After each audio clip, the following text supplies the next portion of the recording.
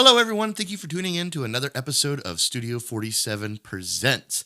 This episode is brought to you by EcoStrips. EcoStrips are nanofiber CBD strips that deliver CBD to your system in the fastest way possible. This is a product that I have used, and the company was launched by a good friend of mine, Scott Barnes. To check out more, please head over to ecostrips.com and tell him Stevie sent you. Also, this podcast is brought to you by JG's CBG's Cigar Box Guitars, and they are exactly what they sound like. Guitars made out of cigar boxes, which are not only unique, but extremely customizable. Each guitar is built by master builder John Garver. If you have a cigar box in mind or want to see options of different cigar boxes that you would like to have turned into a guitar, please contact JG's CBG's on Facebook. And lastly, the Memory Guild Photography with photographer Mindy Wiseman. If you are looking for high-quality photos for your family, sporting events, weddings, graduations, well, pretty much anything. If you need photos for anything, please contact Mindy Wiseman at www.memoryguildphoto.com. You can also visit her studio in Millersport, Ohio, or contact her via phone at 740-304-1189. My guest today is a musician extraordinaire and a man of many talents. Sit back, relax, and enjoy an interview with Jef Shaffer.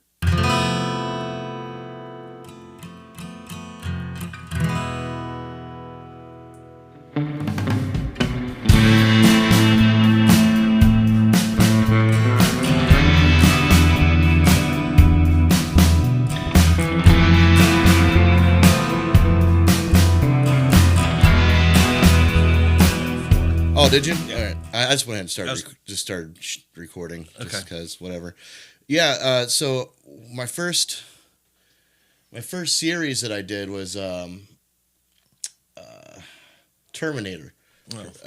A Terminator review series with another YouTuber out in California. His name is Christopher Durbin. He's actually from this area, but you wouldn't know him. He left as soon as he was 18 to be a star, and he made it on the episode of Big Bang Theory, and now he does YouTube videos.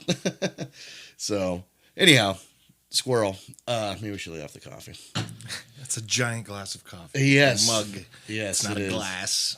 Vernacular. Anyhow, so I was doing this review series, and I bought this thing for my son, this Loot Crate, Terminator thing. Mm-hmm.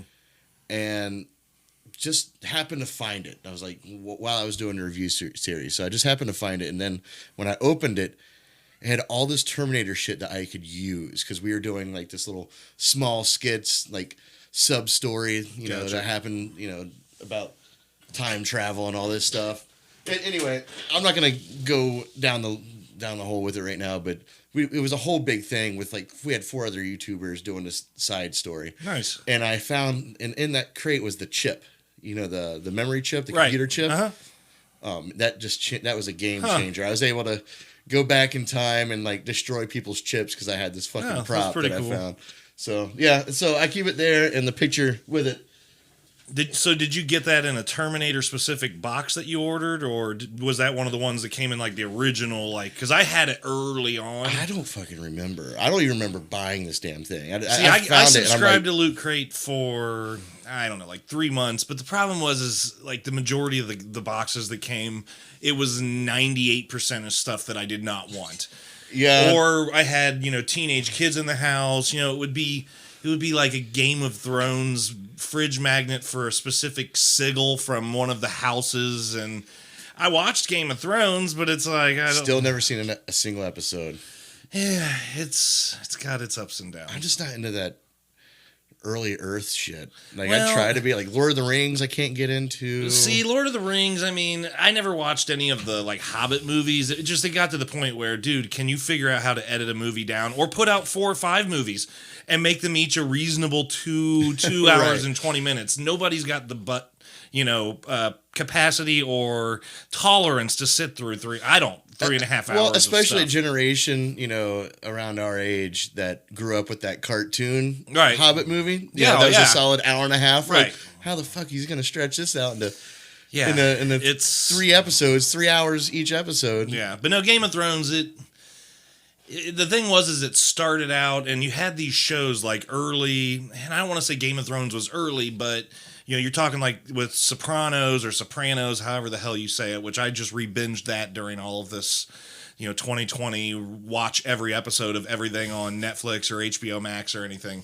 But back in the early stages of shows, especially like with the Breaking Bads, when you've now got shows that are on, technically they're networks, but they're networks that are packaged into a paid subscription through your cable. So therefore you can do whatever you want.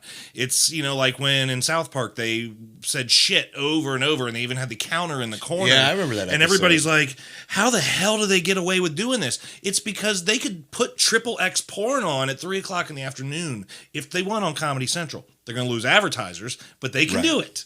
They can do whatever they want. There's no FCC compliance involved when you pay money via subscription. But Game of Thrones, I really went there. I got a squirrel. But Game of Thrones, like early on, they were doing like, it was a lot of like softcore porn in half of every episode, just tons of nudity and sex. And I think that was an appeal to a lot of people because it let them watch porn without feeling like they would watch porn because, in the next scene, a midget would be drunk and somebody would get, a knife stuck through their throat. So it's like, well, this can't be porn. Is that politically incorrect there? Midget? Little person? Little person. I am... political correctness. Don't get me started on PC. Well, hey, man, it's been how long? It's probably been about 15 years. 15 years? I'm going to guess my kids were probably like 3, 4. Was this back when I was doing like Clutter House and stuff like that?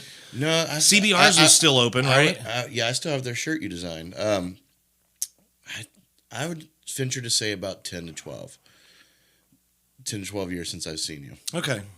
That sounds about right. Well, welcome to the studio, hey, man. Welcome back. Cheers. Appreciate it. Cheers. Yeah, it's good to be here. I actually, were you not on Facebook for a while? No, I'm on Facebook. I loathe social media. So yeah. I actually have hacked my friends list this year from around 600. I'm down to about 180 people right now. I'm just cutting left and right. Because if you want to go follow one of my fan pages or something, but just social media, man, it's everyone. I hate how everyone is just whoever they want you to think that they are. There's no reality. And social is the absolute wrong word because social media is like the most antisocial approach to social life. Distancing media. Well, yeah. I mean, I guess in that regard, but I don't, the fact is, I don't give a shit about the asparagus that you made tonight. I don't need to see a picture of it. I know that you're using 14 filters because nobody looks like that other than the new, Play-Doh or Silly Putty that I just took out of the wrapper. When they came out with those, 10 years on Facebook profile pictures, the before and after, I made a little comment. I'm like, wow, it's amazing how these people look 12 years younger now than they used to because they have all these filters out now. Well, and everyone taking their picture from, overhead. I've actually I'm recording a new album, which I'm sure we'll discuss later, but one of the songs is called Welcome to the Crazy, and it's kind of this... I tapped into my Maynard side a little bit. It's got kind of a Perfect Circle-ish kind of vibe to it. But it's all just about my loathing of social media. And I literally call out people using height and filters and selfie sticks and all of this bullshit. Those are part of the lyrics. I don't mince words in this song. But it's really cool. Well, is that what you gave a teaser on Facebook yesterday? That's one of the songs from that album, yeah. So I released a 4-song EP earlier this year, and then this will be a 9-song full length. So, and it's all done. I just do it all at home, every instrument. If there's one thing I remember about you is you were very knowledgeable when it came to music. Wasn't your mom a music teacher or something like this? I thought I remembered something. You had some sort of connection growing up with. I've always done. Ever since my dad was always. He was in a band when he was younger. It was air quotes band because it was the late '60s and no one really knew what they were doing in a band. They would try and emulate what they heard on their 45s. But even back then, music selection from a fan perspective was so limited. And he always had a really good voice, but I got into theater and stuff with, the church that my parents took me to when I was younger. So I've always been musical or doing entertainment or stuff like that since I was probably about 3 years old, on one stage or another. But no, and even now I'm not trained. I didn't, I'm self-taught on guitar. For some reason, I always piano. thought you were trained. I guess you were just that good because, like, I always held you up on a pedestal with your vocals and your creativity. I admired you a lot for Thank you. the way you orchestrated your music and even your cover songs. And even with was that Rocket Sauce, your Tenacious D? Yes, the Tenacious D tribute band, which we Tribute did band. one show, and then my Kyle quit. Kyle quit the band, you fucking cock. So yeah, I was just watching Tenacious D on the Hot Ones. Kyle who? Kyle Gass. Yes. Well, Kyle Gass is the other guy in Tenacious D. The guy that was my Kyle Yeah. in Rocket Sauce was this younger dude. I found him online because I didn't find anybody that was interested in doing this. And I mean, we put months. I mean, I wrote remember you. skits in between Yeah, the songs. I watched you guys perform quite a bit. I guess it. Well, we would show up probably like open mic Yeah, nights and do a few at songs. We only did CBRs, one yeah. like official show at CBRs. I still have the ticket for it that I printed out to sell. I wanted to make it like official and stuff. And we did that one show. I'm gonna call out. I don't care. Tom Klein was supposed to show up and be the devil, the Dave Grohl role in tribute, and just didn't even show up. So damn it, Tom. Well, I mean, in a sense, he was a devil, just not in the way you wanted him. Correct. To be. Yeah. Correct. He pulled some devil ass shit. Right. Yeah. So I Creative basically justice, I guess. we just had to fill in as the devil as ourselves, and but no, it was fun. But yeah, I mean, no, I'm not trained. I took maybe a year of piano lessons when I was like 12, and then we moved to Columbus from Cincinnati. Never found another teacher, and guitar. Parents just bought me one, and I just started jamming with a kid in my neighborhood. And So are you into like music theory and all that? Do you study that? Are you familiar with it? Or? I mean, even to this day, you could ask me to play a G major seventh on the guitar, and I'd probably have to sit down for a couple minutes and figure out where the seventh is and how to remove that finger. I don't play chords based on, I Based know, on the science I of know it. G major and obviously your majors and your minors, Right. D, A, E, all that basic shit. Then you get into bar chords, and now it's like I'm on the 7th fret, and then I got to think, okay, that's B. That doesn't even click that's with me. further naturally. advanced than I am. I played with Brandon Crawford a couple of times. I don't know if you know him. He's a dueling piano player. Okay. And he teaches at the School of Rock and does all the things, right? Very, very knowledgeable in music theory. And he hit me up one day. He's like, "Hey, I got a show downtown. I just need some filler musicians. You want to come jam with us?" I'm like, "No, buddy. Listen, I don't do that." He's like, "Come on, just Yeah, I'd be intimidated too. get over your fear and just do it." So I went and just did it, man. And I'll tell you what, that was one of the worst experiences of my life. I was playing on stage with the band, and he's like, like he said, B7 flat, and I'm like, I don't fucking know what. See, that is. that's where the sevens and the Phrygians and the xylophones and all that shit throws me off. Like, Yeah. from a bar chord perspective, again, like the reason I said 7th fret is a B is because I know that when I tune my A string to my E, it's the 5th fret. So I know my 5th fret is my A. So 2 frets up, I've gone to a B. So I know that my 7th fret bar chord, rooted just starting on the low E, that's going to be a B.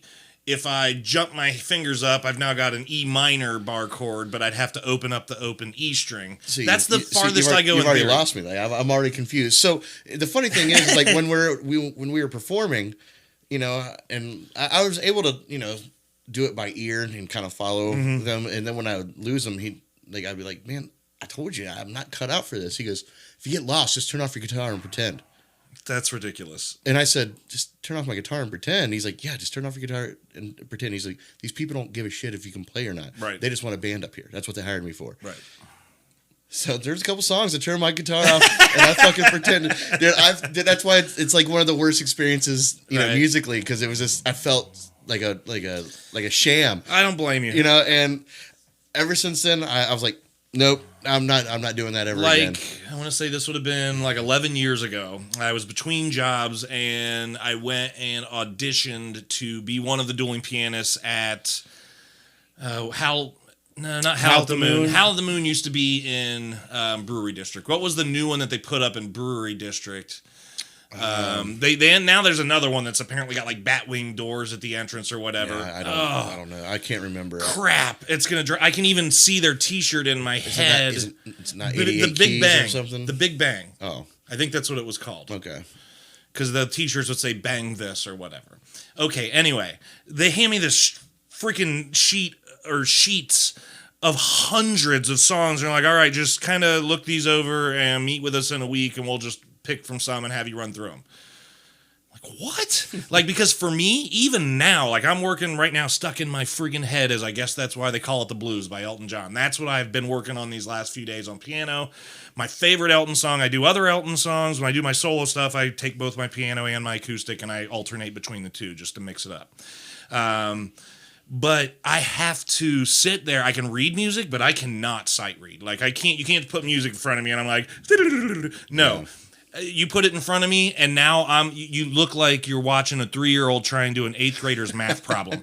I'm sitting there like calculating, okay, and I know every good boy does fine, FACE. I know what all the lines and the spaces mean, but I have to stop my brain when I see it on a line or a space and calculate, well, okay, which one is that's EAD? That's D. And I have to figure out all of this shit and put it together, and I rehearse it like 4 bars at a time. And over again. Sometimes I'll start with just the left hand, and then I'll do just the right, and then I'll try and put them together. And it's that syncopation that you got to program your brain to do. And then I have to commit it to memory. And that's my only option. See, Brandon Crawford drives me nuts with this because he's such a... It's easy for him. But these pianists, no offense against the dueling pianists, and I'm going to lean away from the mic real quick to grab a beer. But what they told me at the Big Bang was I'm like, man, I don't know all these. They're like, you don't need to know the songs. Just figure out what the basic chord changes are and just do the chords. But they also warned me that another piano player that I'm sitting across on any given night, because it's not they don't just have 2 guys working there. They've got multiple people that interchange. They're like, you might do Tiny Dancer in C, but he might do it in E. So just you need to be able to shift and I can't do that in my head. I don't know that's what Brandon can do. And I don't know if you know Brandon Crawford, but he's phenomenal. Like and the thing that frustrates me the most, because he travels. But they don't play the song right. That's what I was going to say. They just play the chords. They're not playing the song. Well, there's a difference to me. Pre-COVID, he was traveling all across the country. He would just meet up with his dueling piano partner, and they would just do the show, and that was it. And maybe they'll see each other again. Maybe they won't. And it's so easy for him, even to come out to one of my nights and he'll just follow me and whatever. Right. Even if I'm fucking up the song completely, he'll follow exactly what I'm doing. And like, well, great. Now both of us are fucking up. Well, what I mean is if I'm playing playing the wrong chord, he's not going to be like, I don't know what you're doing. Right. He's just going to follow me because he's very fluid like that. Right. But the thing that drives me crazy is that he just doesn't enjoy it. He sits there, right, and he talks about. He says it comes naturally to me. I can make a lot of money, but to be honest with you, I don't like traveling. I don't like performing in front of people, And he's so like matter of fact of like just done with music, right? But then he gets on stage. He's like, all right, well, now let's have a party. And he puts on a great show. Right. And then it pays. And he also puts on a great show because he's probably done it. I mean, with the Love Benders, my last band, we wrapped things up in October of 2019 after 10 years. But, after 10 years, and we were playing over 90 shows a year a lot of those years, you're just playing a lot of the same songs over and over again, especially those staples, that everyone wants to hear. And you get into whether it's the movements of your feet and your legs, like a little dance that you're kind of doing with a certain part, it all becomes so integrated into your subconscious that you just start to do it every time. And you can put on an amazing show while you're thinking about the something cost else. Of milk. Right, yes, exactly. It could be totally different. But kind of like what you're talking about him doing, maybe this is a poor analogy, but it's like you have a professional baseball player and you have someone kind of throw balls hard at him with, maybe spaced apart by 1.5 seconds, but there's like one's over his right shoulder, one's left shoulder, one's center. You and we may be able to catch a ball, but our brains don't process or reflex that quickly. That's what he's doing, is he's gotten to the point where he can just react and reflex to the music And that's one of the reasons why it's probably not as fun for him, because it would be fun for us to try and go through that drill for 15 minutes until we got pegged in the chest. But for a professional baseball player, they would be bored instantly, because it's like, yeah, great, this is what I do. Yeah. So I don't know if you knew, but I did music full time for 3 years.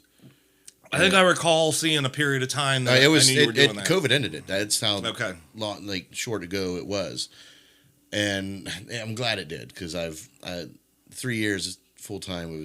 I've grown very exhausted, so I understand that sort of mentality with Brandon. You know how he has, like, I'm just up there just doing the stuff. Except I'm just so emotionally attached to what I do that if I'm checked out, then I have no desire anymore. Right. You know, and I decided to, with a little help of COVID, to just walk away from it for a while. You know, like, I do have a show this Saturday, and I might have one like once a month or something like that, but because I don't want to grow to hate it, and that's basically where I was headed towards with music. You know, like even now, like, I'm still kind of in that zone. Like, I'll see my guitar sitting out there, and I'll just like look at it and scoff, you know, just like look at it like, I don't want to touch you. I don't want to touch you. Here's what I would recommend, though, like, to avoid that type of pitfall, is always find, it's like in the bedroom, you know, always Change find it up. ways to make it Yeah. exciting. Like this year, dude, I've bought so much shit in 2020 that I don't need. I bought a ukulele. I bought it's an acoustic electric Yamaha nylon string classical guitar, and I've bought books, and I'm starting to learn classical guitar, which is a completely different approach. And it's all because I watched a YouTube video that someone had on Facebook or something of this chick playing a song I didn't even know on classical guitar, and it was badass, and I'm like, I have to be able to do that. Those nylon strings sound really smooth when you use them. But it's like your whole right hand. You're Yeah. using all fingers. And I know for some country musicians or whatever, with the chicken picking, whatever the hell that is, that's not as...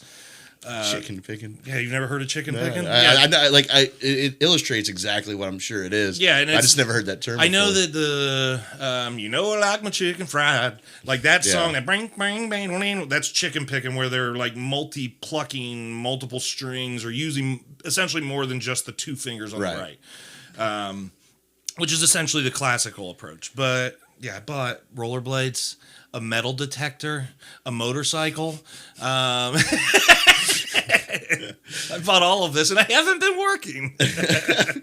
So how good are you at rollerblading and finding buried metallic items? I haven't used the metal detector yet. I bought that like in October because I was watching some documentary, and one of the dudes, as he was giving his portion of the interview, was walking through a graveyard with a metal detector and mentioned how it's relaxing to him, and sometimes he finds really good, valuable stuff. And I'm really into like old stuff. Like when my grandma died recently, and we had to go through her house, and it's this old house in southeast Ohio.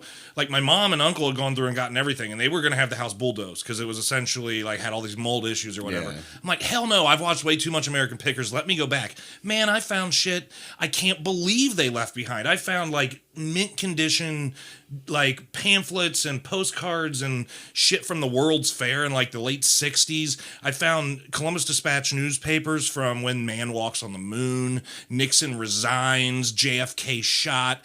All of these. My grandma hoarded a lot of shit, but I'm just like, I found an old school desk that I found someone else selling on Etsy for like $5,000. It's like from the 1800s. I love that shit. Like, Yeah.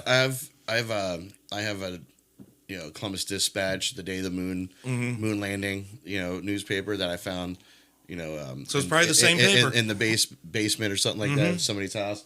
This thing here, this reel-to-reel audio recorder, I do construction now, and we were similar to what you went through with, like, somebody passed away and they just wanted all the stuff out of the house. And they said, either keep it or toss it. That's where I found that gem. Wow. Yeah, I was, because I guess she was a doctor, and she, back in the 80s, and this is what she would record her stuff with. Very cool. And I found the reels first, and I was like, if I find the actual player and recorder, like... Yeah, I found a small reel-to-reel that's from probably the late 50s, early 60s that was in my grandma's house because my grandpa, who died of leukemia when my mom was like 17 or something, so I never met him, but... he used to he worked on the radio station. He worked at a car lot. I mean, he had a small town, so he did everything. He called the football games, but that's exactly what happened. I found these boxes of tapes, and apparently it's him calling these games. I've never even got the thing working or reeled up or whatever, but I could go hear my grandpa's voice if I want to sometime. Yeah. Never heard it before.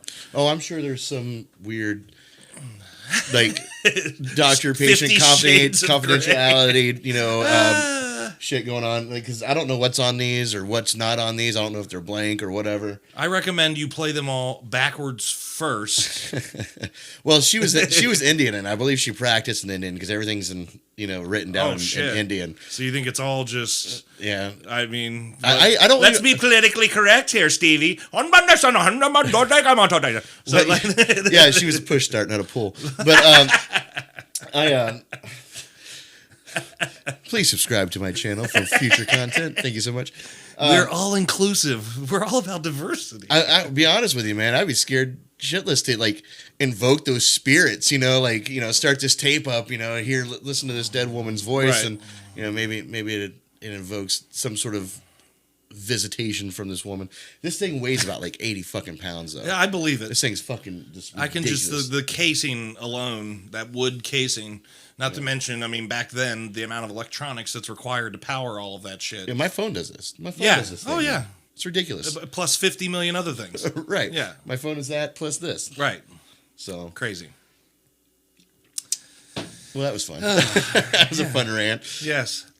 So 2020's been fucked up year for you, huh? Yes. You want to... when you first came in here, I asked you, hey, before we start, man, how you doing? And you just blah, right. Here's all my stuff. That's just a loaded question. I mean, it all really started the end of 2019, the day of the Michigan game last year. So the Sunday or Saturday after Thanksgiving, my grandma died. She was old. She just died of natural causes. Then a week before Christmas, 2019, I had to put my dog to sleep. She was old, and it was just time. I had to put my dog to sleep right after COVID. Yeah. Gotcha. Yeah.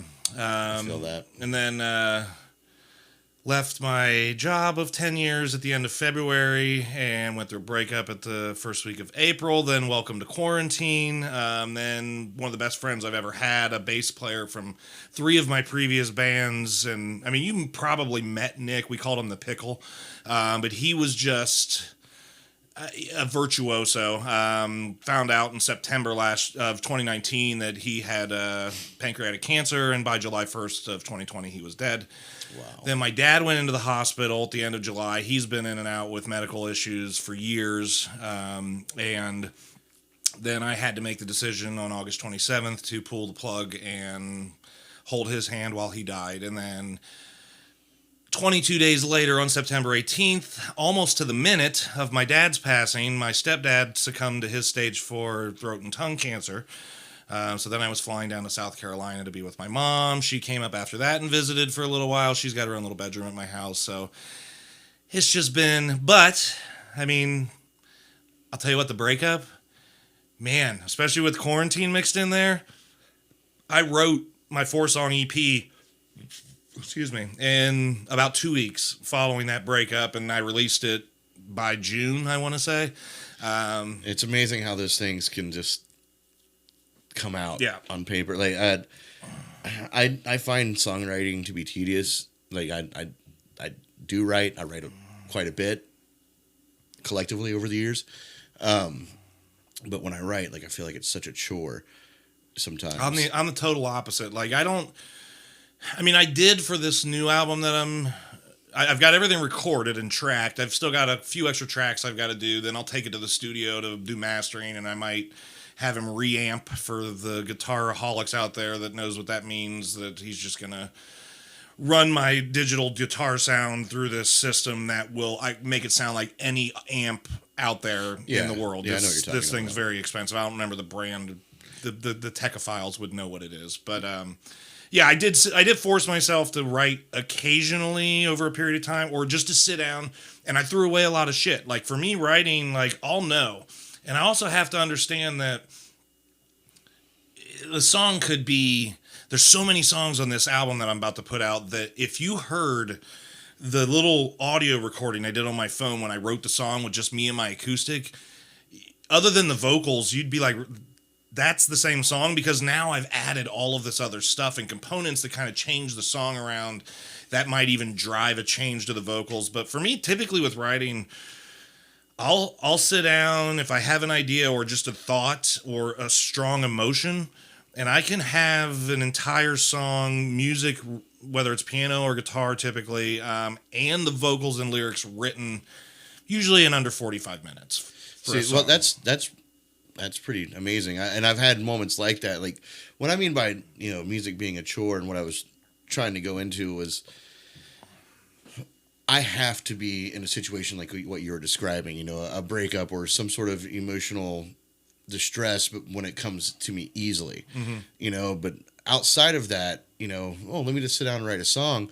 I'm just never happy with it. Right. Like it seems forced. Yeah. Fabricated, right. And in that light, I always feel that music writing songs off the cuff is a chore for me, and even after I do write a song, like, it's once I write it and I get it and I just like do a rough recording of it, besides performing it live, I'm just done with it. Like, I've had people, try to get me in a studio and, let's produce this song for you. And then I'll sit there and I'll record the first thing. And then I'm like, I don't know what else to do with this Yeah, but shit. even the professional musicians, they're the same way. I mean, the difference with them is they have a distribution plan and a partner and people that get it out to people that do give a shit about it now, well after because, what people don't understand, like, for me, for example, just using this album, I mean, some of these songs, like, I recently took about 2 weeks where I just had to walk away from it.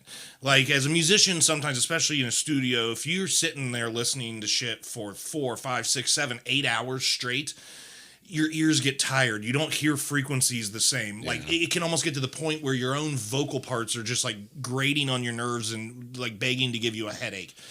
And nothing's changed. It's just your ears are freaking exhausted. But I was getting to a point where every day I'd sit down anew, and my ears were tired to begin with.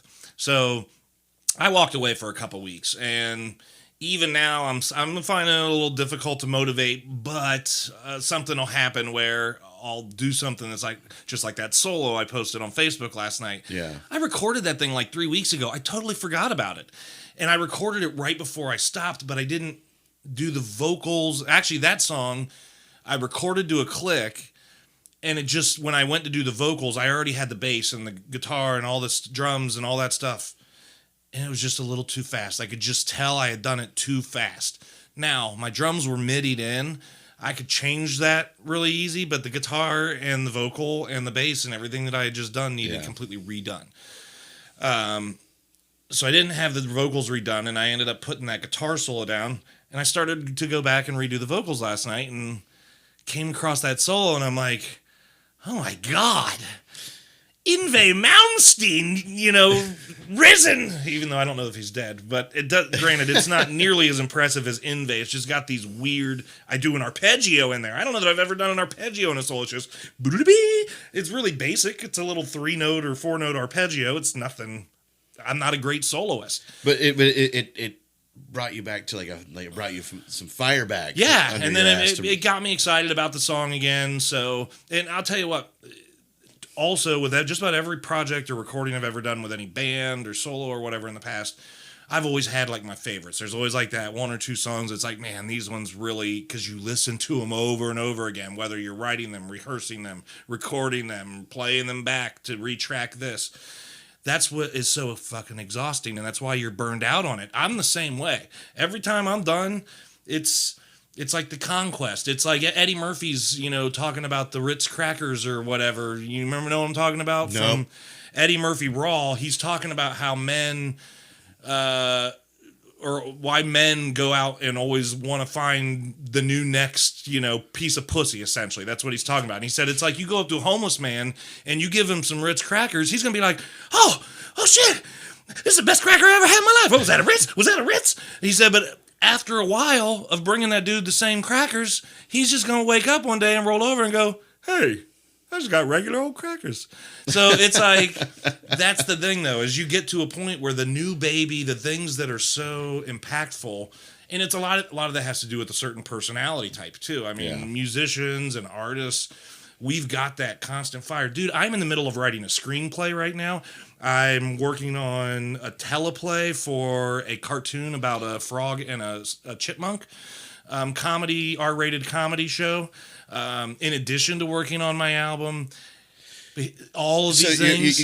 You're constantly creating something. Right, but I'm also constantly getting burned out on stuff too. Right. See, for me, like putting things in a certain order, like I do, like you, I take on many tasks, but it seems like when I bring one on, one somewhere in my mind just drops off. Mm-hmm. You know, and right now music is what's dropped off. You know, I'm focusing on the Studio 47 Presents podcast and the Film Trigger stuff. Which is good. Right. You know, and then... You got to do what's going to make you happy, because that's the only thing that's going to get you to a point where creatively, when you do return to music, which you will, because it's a part of you. So many people gave up on freaking music, dude, when they were 22 years old. At 45... I'm a dinosaur already. I'm like one of those old guys that when I was 18 years old, I'd be like, oh God, I hope I'm not that 45-year-old sitting in a small bar playing to 14 people. That would be what I would be thinking back then. Right. I would loathe me. But now I'm like, I'm proud of me, because I'm like, you know what? Fuck it. Everybody else got married, had kids, and they made their priorities. I juggled all that shit. I've lost a lot of relationships and shit through the period of time. Here I am, 45 and single and alone. I don't know why I had to add alone. Somebody hide all the belts and close the closet doors. There's a single tear rolling down his cheek. No, that's a tattoo from my prison time. Oh shit, yeah. Then now I think you have to kill somebody to get one of those tattoos. I don't know. I thought I heard like one tear is like your first time in prison. I don't fucking know. I thought the tear tattoo indicated that you'd. I've heard a couple different things. I've heard the murder thing. I've also heard it's like, 1 year in prison. And then, if you have a tomato slice by the corner of your eye, it means that you've gotten your first tossed salad. Ooh. So yes, that's all right. or a little grape. Then you've had your first felching. Wow. Why do I know these terms? I don't know. Is there a Jef Shaffer that we should know about? Oh my God! Yes, Jeffanese is what I called it as a kid. Is that another one of your projects you're taking on? No. I guess I have trouble finding. Let me rephrase this. I think my thing is that I'm discovering how to balance things out more now, and when it comes to music, it was all music all the time. And then last year it was music, or the past 2 years it was music and Film Trigger, and I was single, I'm a dad. My son is here 50% of the time, but like I would have all day to do, videos, and then go at night and do music or whatever. And then when COVID hit, you were exiting a relationship. I rekindled one relationship that someone I met, Anya, nine years ago, after my ex-wife and I split up, which you remember her, I believe. Yeah, because you used to come over and we would Yeah. Jam, I remember we were doing All the Leaves Are Brown. Yeah, I still do that. Yeah, I still do that with that same opening that you came up with. I don't even remember the opening. You just did the chorus. You're like, I stepped into a church, bring, I passed along the way. Well, I got down on my knees. Nice. All the leaves are all the... Yeah. And I still use that opening. That's awesome. Well, I'm glad you do, because I would have forgotten. Even when you said I got a CBR shirt you designed, I'm like, oh yeah, I guess I did do some work for that. I remember little things like that about that's something that I can do, is I can remember things about people that when they sit. When I spend some time with them, like I remember almost to a T your entire story about Acoustic Mayhem and how the name came about and all this. I was just telling someone about that the other day. There's a place in Pataskala where I live that I'll be playing. I just played my first gig there, and I'll be back coming up this Thursday. What's it called? Cumberland Trail Bar and Grill. Cool little place. It's a golf club. Nice restaurant. Yeah, those are nice to play at sometimes. Yeah. I mean, I was there to do a 3-hour show, my first gig there a few weeks ago, and the people wanted so much more. I ended up playing for 4.5 hours until 9:50 when we had to kick people out for the curfew. Nice. So 5:30 to 9:50 was my performance. Those are always fun. We'll give you an extra, whatever. No, they didn't even offer me extra money. The crowd was just like, "You got to keep playing." I'm like, you know what? Screw it. I'm set up. It's like a mile from my house. So, but and I think that too might be when you went full-time musician. Like, you forced yourself into opportunities where there's a monetary gain, which is difficult in music. I mean, and I'll be honest, I don't think Central Ohio has a very strong support for local entertainment.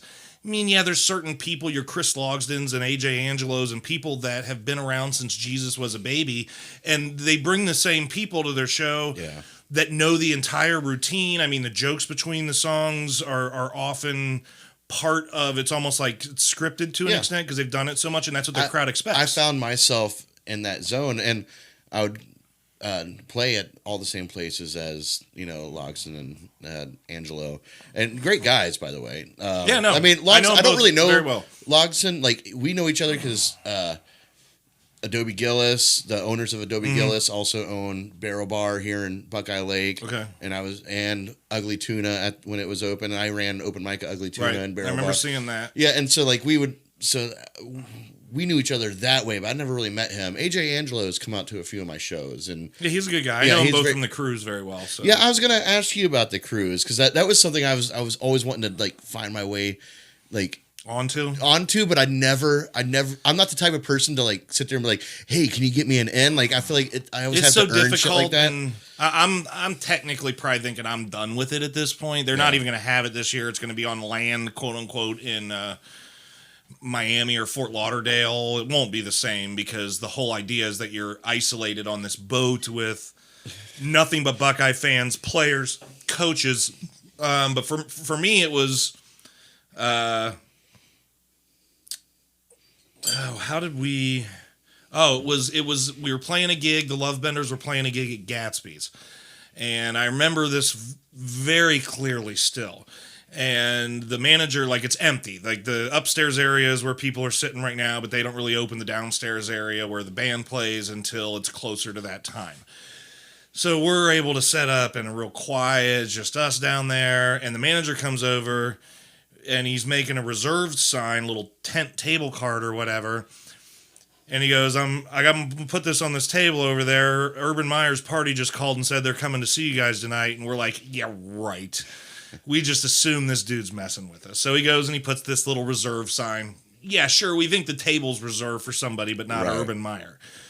Well, as the evening goes on and we start playing our first set, there's like just chatter now. Whether the staff has started to talk, this is real. The place starts packing. Everyone's probably texting their friends, Urban Meyer's coming here tonight. Get out here.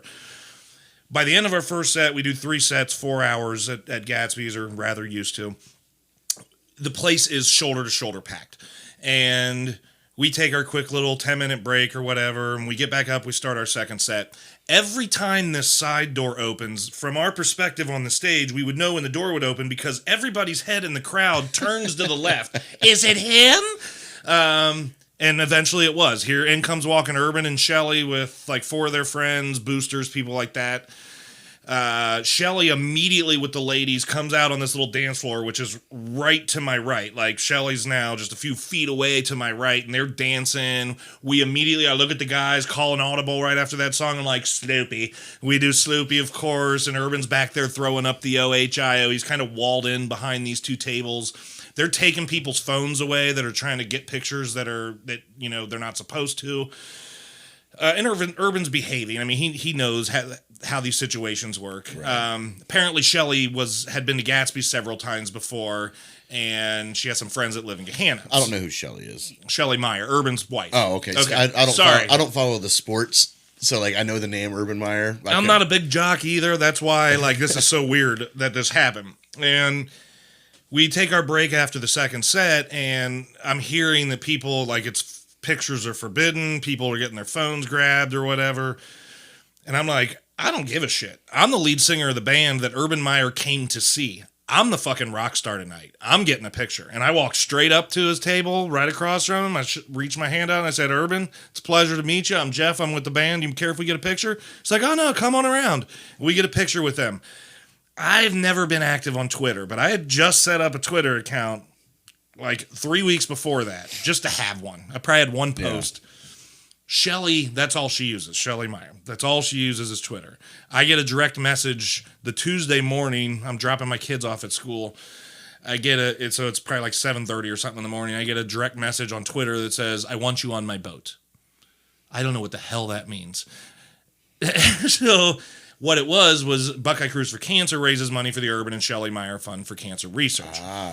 So Shelly essentially orchestrated getting us on the boat. Now, at the time, we were the only full band on the boat. Everybody else was Chris Logsdon, maybe Chris Logsdon with this dude Julio that kind of gets up and does bass with him from time to time, or my buddy Dave Clow from Nashville, who's been on every Buckeye Cruise, all like, I don't know, 13 of them or however many there's been, 14. Our first year, too, was the year that we won the national championship. So it was like, holy shit, there's this giant banner that is the size of the entire side of this cruise ship that says Ohio State national champs or whatever. I mean, it was just off the hook. So we're playing, but that's how we got on the cruise. But just to add to that, on that first cruise, like Shelly and Urban, they're constantly in the evenings and nights, especially, they're off in the theater doing these fundraisers and the horse races and all these different games and game shows and stuff that they do that coincide and conflict with when the bands and the artists are playing. So Shelly and Nikki Meyer, their oldest daughter, and Gigi, their youngest daughter, not their youngest, they have a son who's the youngest, but they come into this room that we're playing at. They've got a little bit of time between the events that they have to be at, but she wanted to come see us. And they're just out there dancing. Of course, they get the whole dance floor filled up. As soon as Shelly gets out on that dance floor, all these people are Buckeye fans. Yeah. They're like, I got to get out there and dance with Shelly. What I didn't know was Urban is sitting in the shadows in this chair. It's like this big lounge in the back corner by the entrance exit.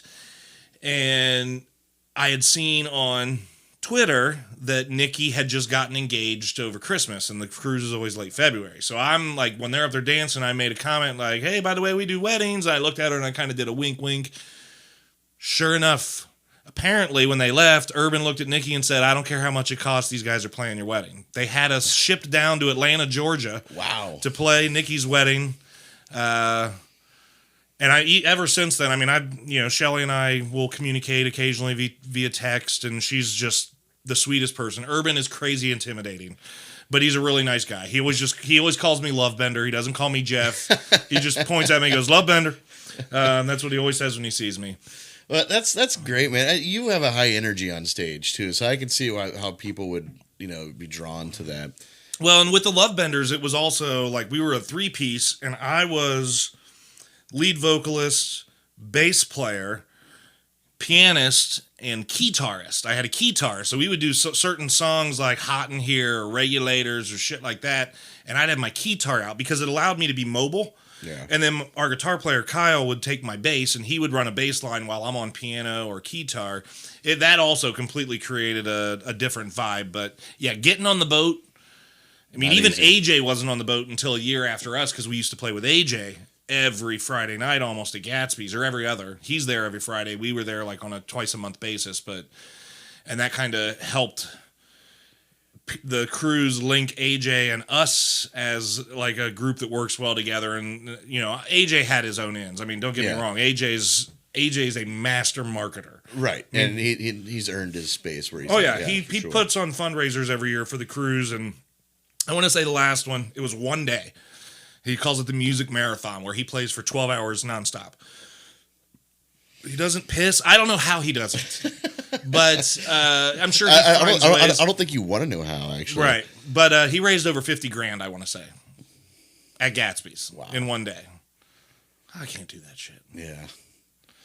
Yeah, I think I bet you forgot how much I just ramble. No, I didn't forget. Okay.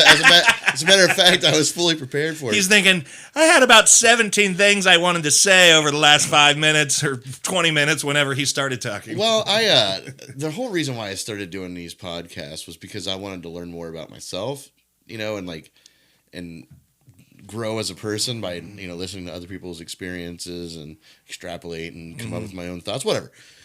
And one thing I've learned, and this will be episode 7 or 8, I can't remember, in this short time that I've been doing this, is I've learned to shut up and listen.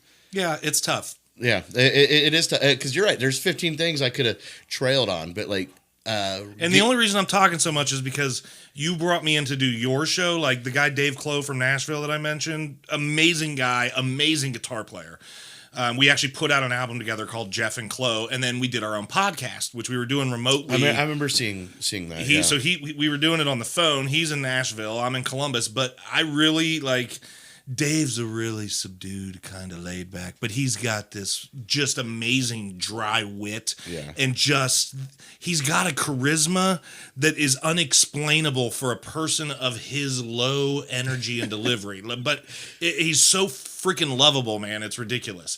But we were total Mutt and Jeff, no pun intended, but we just worked off of each other because of our two different energies. But it was a task as a co-host for me to constantly figure out when to shut my fucking mouth and let Dave talk. Yeah. And he would call me out on it. It can be tough.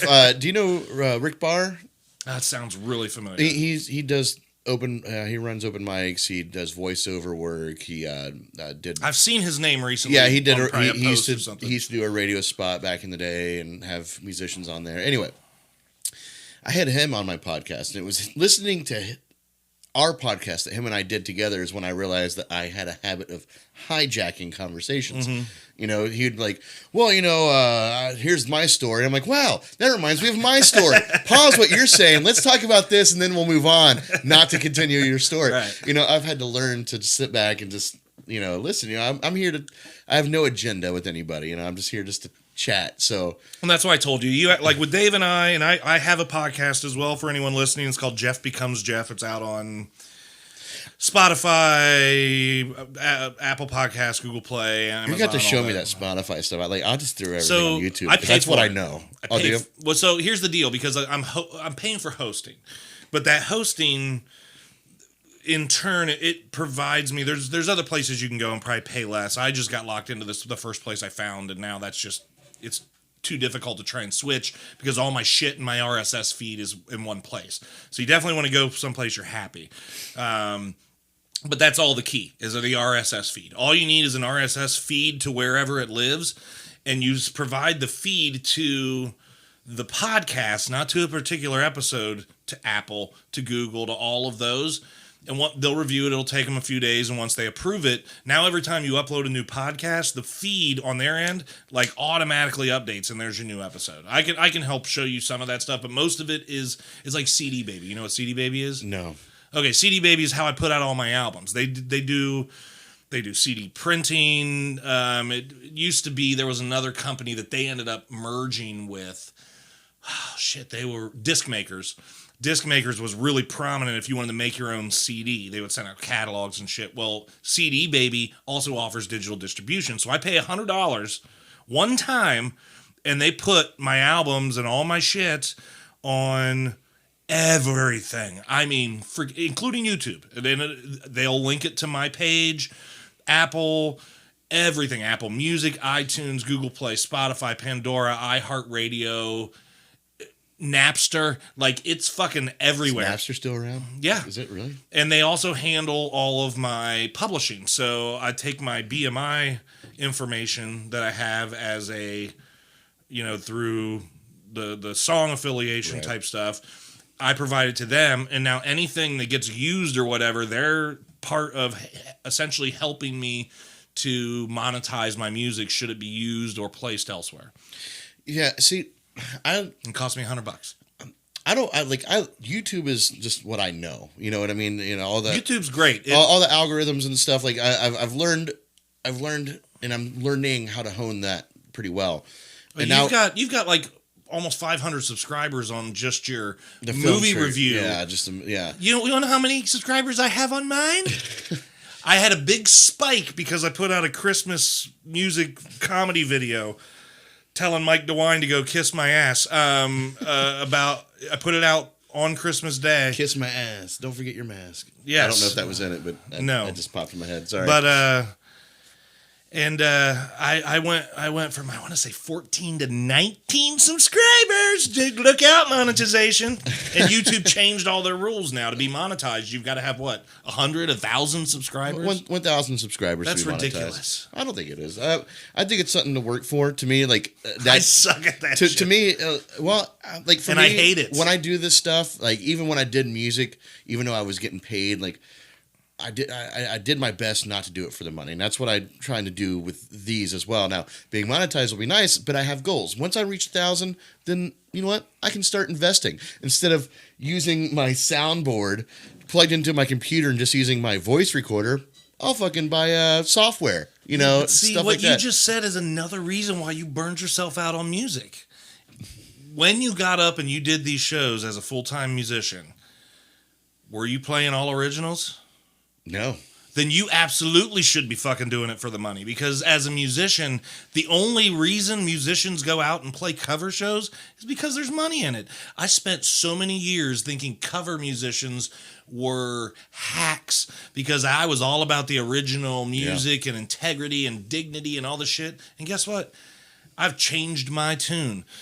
You need to make sure it's okay. What you don't do for the money is you don't write a song for the money. Yeah. You write a song for yourself and you hope that other people love it so much that somehow it's monetized. When you go play cover songs, shit yeah, they're hiring you to be a live jukebox, and people put money into a jukebox all fucking night long. Yeah. I bet you a jukebox at an average bar on dark night makes way more money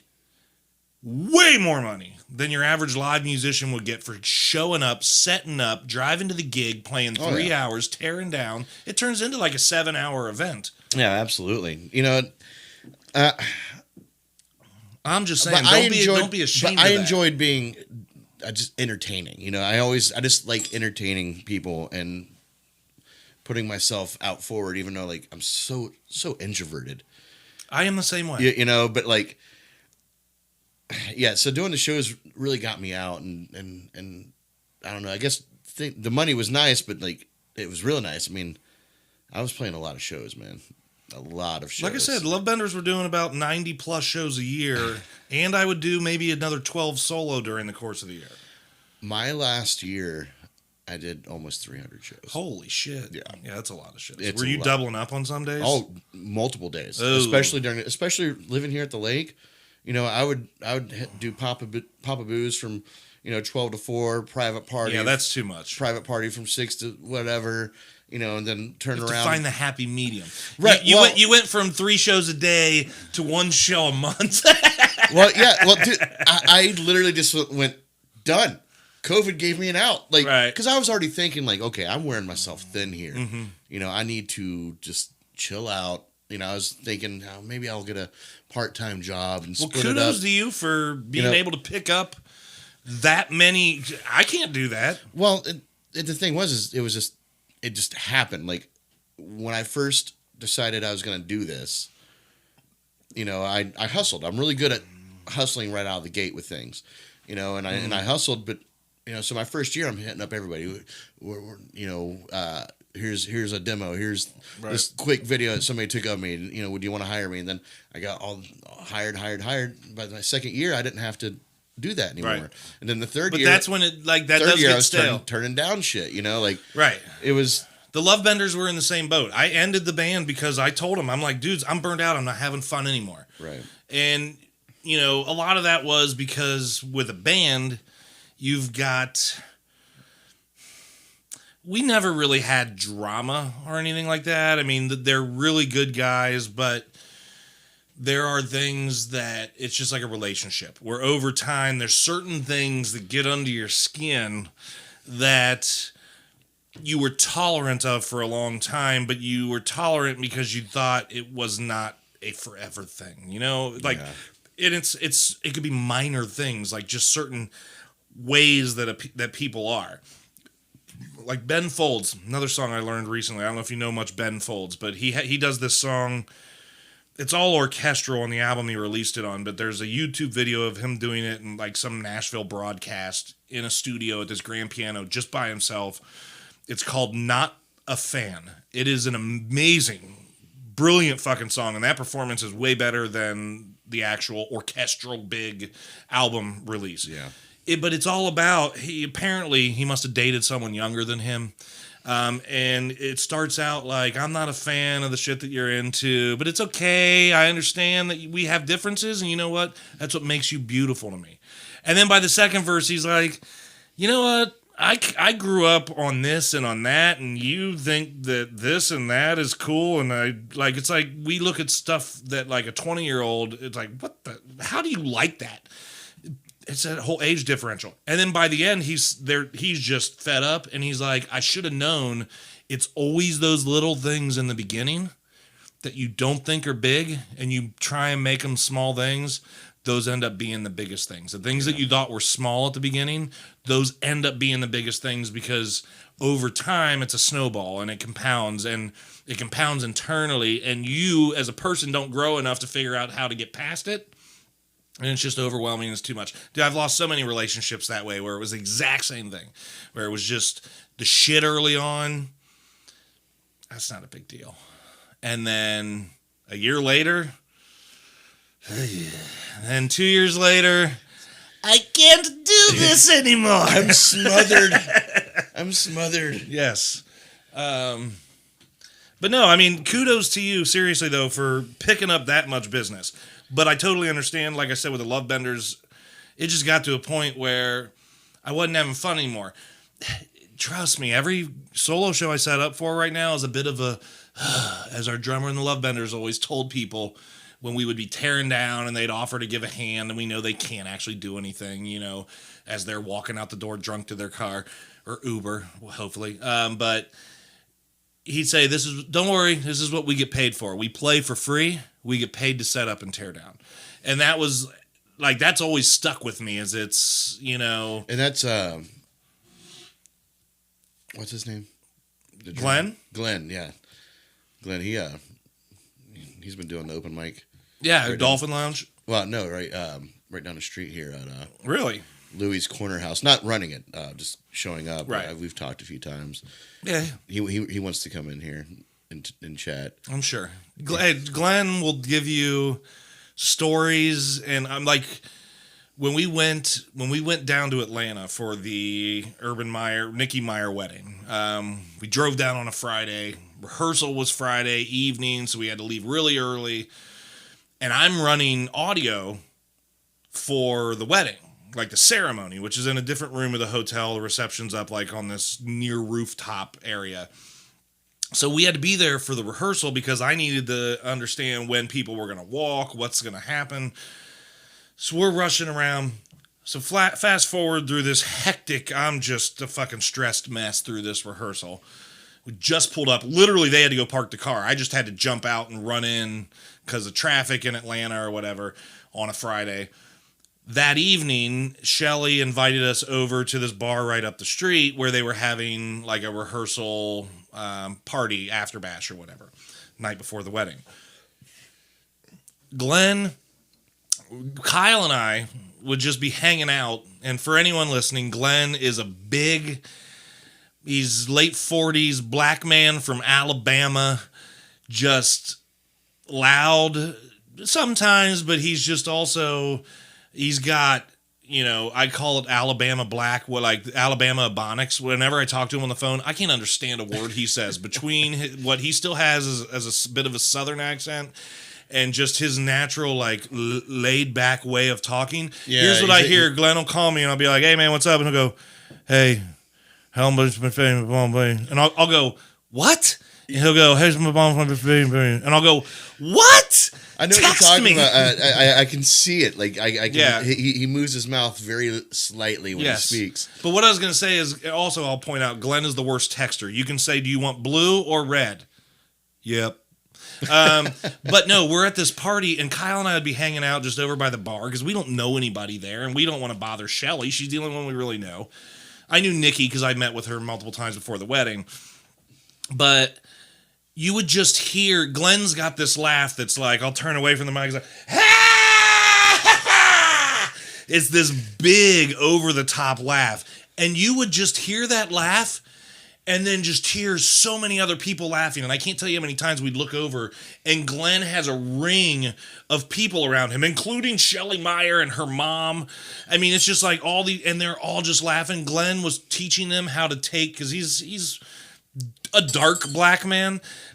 He's dark chocolate, but he was teaching them how to take a picture with the black guy in low lighting. And I mean, it was just like everyone would get a turn, and the whole key was you had to have a second phone with the flashlight on that would actually light up the area before you would take the picture. Otherwise, Glenn and everything but his eyes and his teeth would disappear. Let me just get my light stands real quick. Do the selfie. But no, you would not go wrong bringing Glenn in for a conversation if you want some entertaining shit. He will entertain you, and he can certainly, like I do, talk and talk and talk without any prompts. Well, yeah, I mean, he's on the list. He's on the list. You know, I've got quite a few people. You know, I got Reese Jordan coming in here Thursday. I don't know if you know Reese. Yeah, he's a guitar player, right? He's singer, songwriter. He used to do stuff. I want to say he used to do stuff at CBRs back in the day. He did. Is he like a black guy? Yeah. Okay. With Yeah. the dreads. Yeah. Yeah. He lives in Newark. Okay. Down the road here. I haven't seen him in eons, but I want to say there was when I was playing. He won that Blitz Factor contest. What is it? Blitz Factor, or the when the Blitz did like the X Factor. Oh, I didn't. Or Blitz Idol or whatever. Remember that? Yeah. That well, shit. Did he win? I forget. Either him or Tom Hagley won. I can't remember.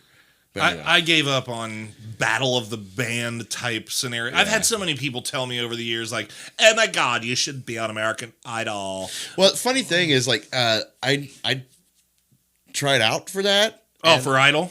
No, not X Factor for the Blitz version. Oh, okay. And like, I didn't make it. And funny story, the guy that kind of got it out from under my feet. You'll see. There's a little thing down there, Tom Hagley. He passed away. Is it still down there? Little pin board. He passed away a few years ago. Guy was an amazing songwriter. This is when I first met him. He walked in drunk, you know, like he was stumbling, and then like his microphone fell over. Couldn't find the hold of his guitar. Wow. Plugged it in and fucking just nailed it. And I was like, I'm done. I'm fucking done. And of course, was it like a head-to-head bracket style kind of thing? No, it was just like the competition that night was very. Not was it? Where was it at? See, Osheki's. Okay. And then so once that happened, I was like, you know what? I'm done. I'm done doing this stuff. So I started my own competition. You know, the singer-songwriter showcase competition. That's where I met Terry Douglas.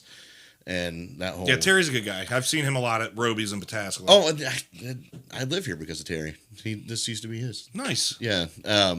Yeah, he probably... I've talked to him a few times, but they were just more like me. Just, hey, good set. Their steel guitar player is fucking amazing. Yeah. I actually want to try and reach out to him because I have a song that I wrote for my dad on the album that I just think is screaming for steel guitar. Well, Terry lives 8 minutes down the road. Very good friend. He's one of those friends, like, we don't hang out all the time, but if I called him at 3 a.m. and I was in a bind, I know he would come. That's awesome. Yeah, he seems like a really good down-to-earth guy. Yeah, I've checked out some of the stuff they've released. They're really good. They are really good. And he's they're really very talented. Solid. Yeah. When I super tight. When I first met Terry, he hadn't performed in front of anybody yet. Wow. Yeah. Jim Morrison. He had no beard. Wow. He's ITT. He was an IT guy. You know. Really? Oh yeah. He still is. That's what he does for a living. He's an I would IT not guy. imagine that. Oh no, he's a nerd. And I've watched his transformation over the years. You know, and like. He's always been grizzled. Oh yeah, I'll see him. I'll see him. I'll be like, man, you can grow out your beard, you can wear the hat, but I know you're a fucking nerd. and it's true. Like when I moved in here and he moved in with his now wife, like all of his books that he had here was what got him to where he's at, I'm sure, or helped him got where he is today. It was all about how to make it in the music business, music theory for dummies, like that. And that's what he is. He's book smart, right? And he just Well, sat there. Probably not so book smart, but it's also, and I used to get this at my last job. I started in the marketing department. And I would always be the one, though, who in the ads that I created, I'd copy and paste like this fine print. It was for financial institutions. So we always had all this fine print at the bottom of every ad, insured by NCUA and FDNC and blah, blah, blah, blah, blah. All the shit. I would be the one who would catch the inconsistencies or the discrepancies in the fine print, not the rest of the marketing team. And my boss was always like, I can't explain that you're a creative mind, but yet you still have this almost lawyer-like analytical ability. Yeah. And I bet there's probably more people out there. There's a lot of people. That have that two-brained. Rick Barr is one of them. Yeah. Ron J, the saxophone player that I play with, is like that. He's very creative on one side, but on the other side, coincidentally, he's also IT. He runs a foundation for kids with autism. Wow. He teaches CPR. He has, and he owns properties and rents them out. Like, he has two different sides, right. And I've sounds like he has 5 different sides. Right. Well, I think one side is like business and all of its, whatever spawns from His that. His initials are RB, and you can't spell Rubik's without R and B. Perhaps he's a human cube. A human cube? He's got so many sides, and he's unsolvable. I used to be able to solve Rubik's cubes. I can solve one in under 4 minutes. I think I did 251 was I think the last record that I did for myself. But I was doing the algorithm version. Yeah, it's all algorithms. There's nothing impressive about it. Well, there's people who can just do it. Oh, I know. I've watched. Have you watched the movie? It's on Netflix or something that it's about the Rubik's Cube competitions over the years and shit. Oh my god, these dudes! Like, one of the things they have to do with some of these competitions is one-handed, blindfold. Yeah. Oh my god. Yeah. As a matter of fact, the only Rubik's Cube I have in this house, which I'm gonna have to find because I need to give it back to him, is Terry Douglas. Go figure. Well, yeah, it's a Rubik's Cube he gave to me. Like, it was him and his wife when they got married. It was a beautiful wedding. I got to play while she was walking down the aisle, whatever. And he had a Rubik's Cube made of photos of their wedding, and then their now daughter mixed it all up. And he's like, Steve, I know you do Rubik's Cubes, take it. And I just looked at it and I just immediately felt defeated. Yeah. So I'm like, I know blue and orange and red. I don't know the green and the white and the yellow. I don't know, photographs. I don't know photography. I don't know, landscape. I keep the algorithms in Notepad in my phone just in case I ever come across someone that. It's like, I need to, we will kill her if you do not solve this Rubik's Cube. Hold on 1 second. Let me get out my algorithms. You're like, front, left, yes. front. Yeah. I sat there and memorized the algorithms for the Rubik's Cube. And that was fun. I did the same thing. It was a good party trick, Yeah. Let me just, what you got? I was riding the bus at this point in time in my life when I first started doing the Rubik's Cube thing. And the guy who saw me, he had a Rubik's Cube. Just sitting on the bus, he's like, he was doing the classic, he can only solve one side, right. But that's not how it's done. Right. He wasn't looking at it as layers. And I'm like, let me see that real quick. And I did it for him. Blew his mind. Dude, blew his fuck. He's like, what the fuck, man? Oh, what the fuck, man? Like, just dude, I've probably solved it 5,000 times at home, timing myself like I'm sure you did, and trying to get better and faster. The one time I tried to do it in public, I was at a Japanese steakhouse, and I was positioned on the corner of, the 3 sides of the table that they let you sit at. And next to me, I want to say it was like the day after Christmas or something. It was like around holiday time. It was right after Christmas, and the girl beside me was this little girl, and her parents were there. And I noticed that she had a Rubik's Cube and she was messing with it. And I kind of said something to her. I'm like, hey, did you get that for Christmas? And she's like, yeah. And I'm like, it's actually pretty easy to solve. And she's like, you can solve it? Man, I fucked up at one of the algorithms. I got it so close to like the last 1 or 2 algorithms. And I I did something and I janked it all up, and whoever I was with just kind of elbowed me like, will you quit fucking trying to show off in front of the 7-year-old? Can we enjoy our holiday meal, please? So I don't try and do it in public. Yeah, because I will crumble under the pressure. Greg Madonka, also known as 50 Shades of Greg. Nice. He, another musician, he also does the algorithm Rubik's Cube. And like, for me, like I posted videos of me just like doing it. I think I got under 2 minutes now that I think about it for one. Anyhow, so he's like, hey man, showed up to a show. He's like, throw me a Rubik's Cube. He goes, let's go. And I'm like, showdown. Man. Yeah, like man, I don't. She cried to the southern wind. Like I don't do good under pressure. That's not. And he's like, go. And I'm sitting there like basically like throwing my in the air, like trying to keep a grasp on it. I don't know. And he's like, come on, I thought you knew how to do this. I'm like, yeah, I don't do well in high attention. I can hear you just like Jerry Lewis, like that's pretty much it, man. That's Butterfingers. Yeah, that's it. See, but at home, no, I got it. But see, that's the thing is like when I watch people do it, like you can see what I'm doing, but like if you put your hands in front of you, like you're holding this cube. What people will do to like turn the bottom row one way or another is they'll use their ring finger and just kind of flip it really hard. I've never found a Rubik's Cube at a Toys R Us or whatever that turns that easy. I've read about oiling them. Oh, okay. Well, I've always, you got to lube that shit up. But I've always had to do like a full hand turn. That's probably why my time is not as good. Well, I've practiced with that. I know exactly what you're talking about. And yeah, did you lube yours? Well, I did some WD-40 on one. It didn't really help as much as just make it slippier for me to hold. But I guess I did it wrong. Right. But I know exactly what you're talking about. It's like the sled in Christmas Vacation. Oh yeah, just gone. How the fuck do we even get on the Rubik's Cube conversation? As I was talking about RB, Rick Barr. We were talking about the multiple sides of Rick Barr and Terry Douglas. And Ron J. Yeah, wow. Ron Jeremy. What? Ron J. Oh, okay. Saxophone player Ron J. Yeah. Perform with. He's the one that does also does the IT and the... This segment has been sponsored by Ron Jeremy. 12 inches of love. Wow. Wait, was that your whip sound? No, that was the thud that falling out. Okay. I was like, where's the ch? Oh, it's funny you mentioned that because Anya and I were, my girl, we were joking about, and I was like, do you remember that episode of Friends? Right, where they can't do it? Where Chandler, he's like, whoopah. Yeah, whoopah. So what are you doing? It's a whip sound. No, a whip is, that's what I'm doing. Whoopah! Whoopah! Yeah, I'm the whoopah guy. Pivot! Oh, man. How long do you typically go for? Whatever. They've been running about 3 hours. Typically. All right, if you want to keep going, do you care if we take a quick pause for station identification, cigarette, and pee? No. All right.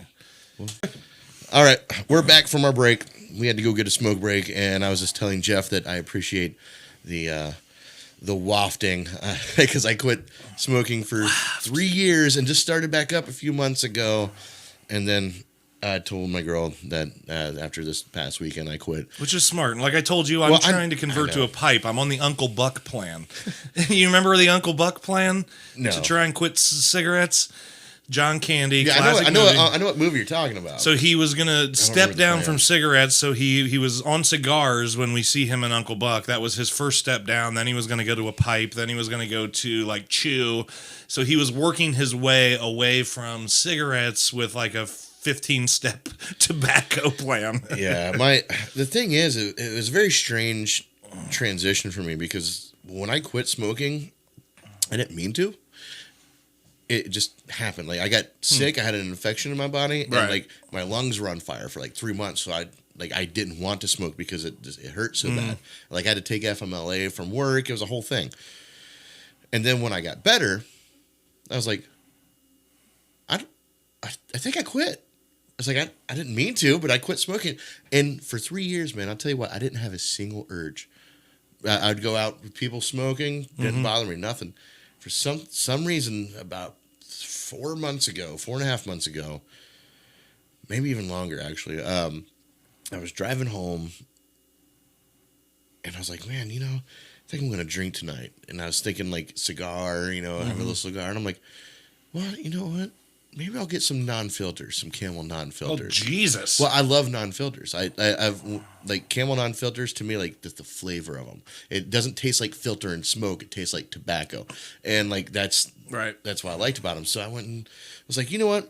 I've quit. I can handle doing a pack. Well, then pack turned to 2, and then next thing you know, I'm smoking 4 cigarettes on my way to work. I'm like, Jesus fuck, Steve, what did you do? You didn't even have the urge to smoke. You just wanted to have, some sort of social whatever, and then I got myself back into it. So I'm working stepping away. I'm stepping away, but now I'm feeling like that addiction bite, like on my way to work. I'm just like, yeah, all right, let's get this what going. Mark Twain said about quitting smoking? He said, I don't know why everyone says it's so hard to quit. I've done it 1,000,000 times.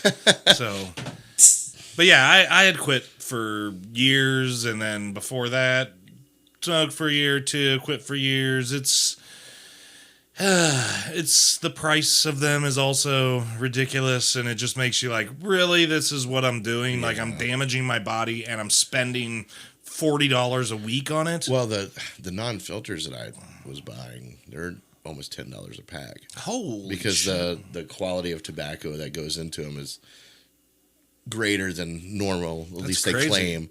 But even on the back of the pack, it says... they pack in extra carcinogens. Oh. Now, with more carcinogens, new and improved Camel Unfilters. Yay, Dad. Thanks for smoking. You're welcome, kids.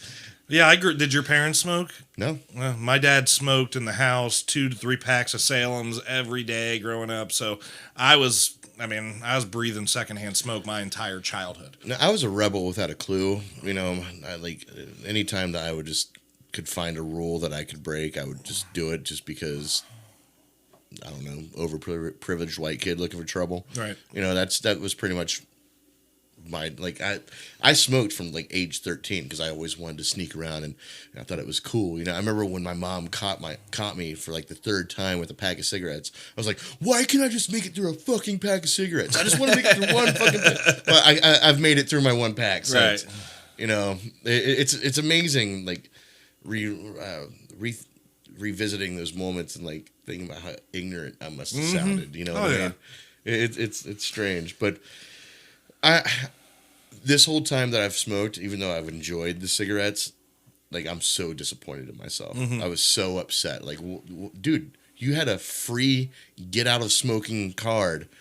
Well, thank you for just reminding me why I'm so disappointed in myself. well, that's what we try to do. But you're here. on what, day 1? I'm on day 1. Okay, so I'm on day 1 right here. I'll pat you on the back on day 5. Right? Yeah, exactly. Right. And I told her, she goes, "So you promise not to smoke anymore?" I said, "No, because I don't want to break a fucking promise." Right. But that helps that you've got somebody, that she smoked when she first moved in, and then she quit because.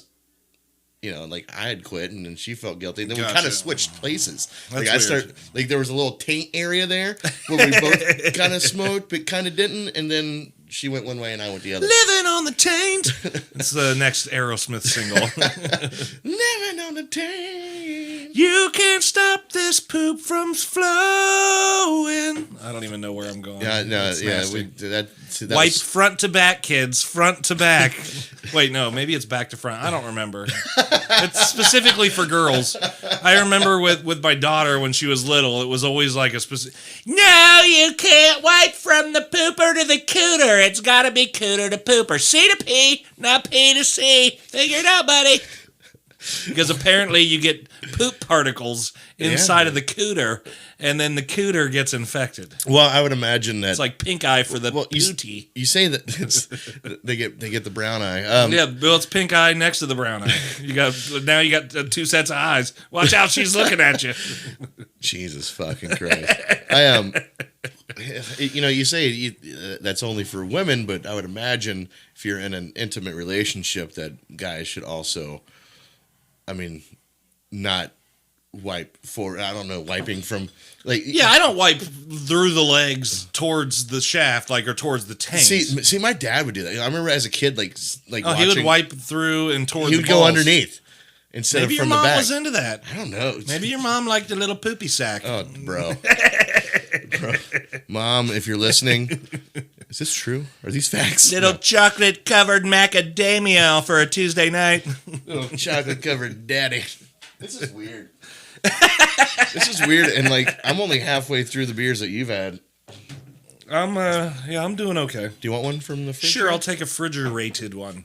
Or refrigerated, which I always hate the term refrigerator because there is no word refrigerator or fridge. You can't do something again. It's a wrong prefix. Funny thing is that Anya and I had this discussion the other night. And about refrigerators? Yeah. Oh, wow. And I looked at her, I said, well, if you keep a refrigerator out in the garage and your garage is colder than a refrigerator, then is your refrigerator technically a warmer? Yeah. And I have this, okay, I'm going to tell you something. This is my biggest pet peeve. Preheat.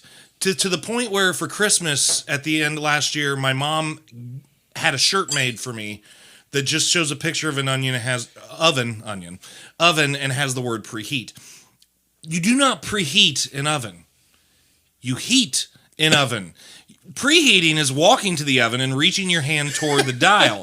No one says, the house is cold. Will you turn on the air conditioner and pre-cool the house? No.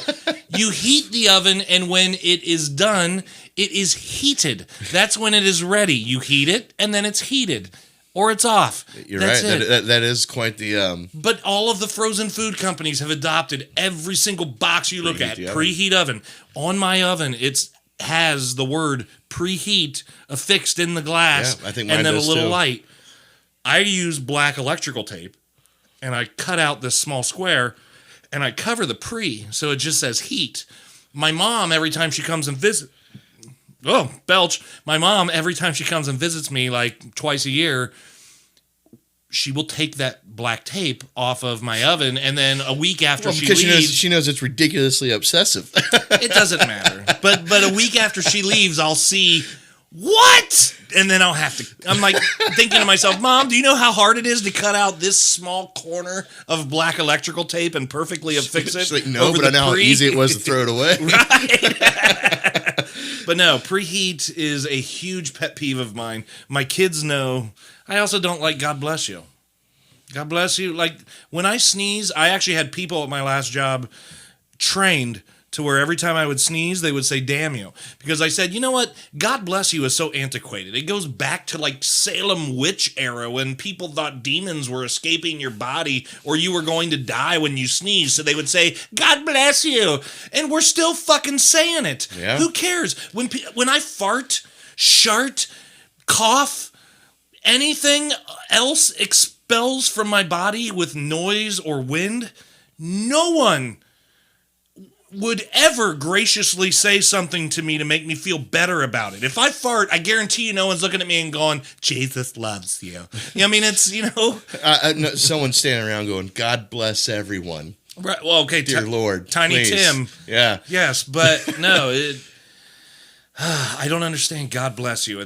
I don't understand these stupid rituals. Well, I mean, as you said, they were time stamped. They were created when everyone thought your soul was escaping your body, and now it's become a habit. I mean, yeah, it's become a courtesy. But look at COVID. We're in the midst of COVID. A sneeze is like a fucking nuclear weapon going off in Kroger, even if your mask is on. Which, speaking of which, God bless you would be like people would be yelling that at you now. Yeah. God bless you. You're going to die. I'll see you on the ventilator next week. God bless you. Anya and I, when we sneeze, she tells me very violently, "Stop it!" And that's her version of God bless you. Nice. Yeah, and she does. I like that you guys have a differential. That's what I told the people at my last job. I'm like, if you have to say something, say damn you, because I'm already going to hell if there is a hell, which I don't believe in that, but if there is. Oh, and here's another revelation I had recently.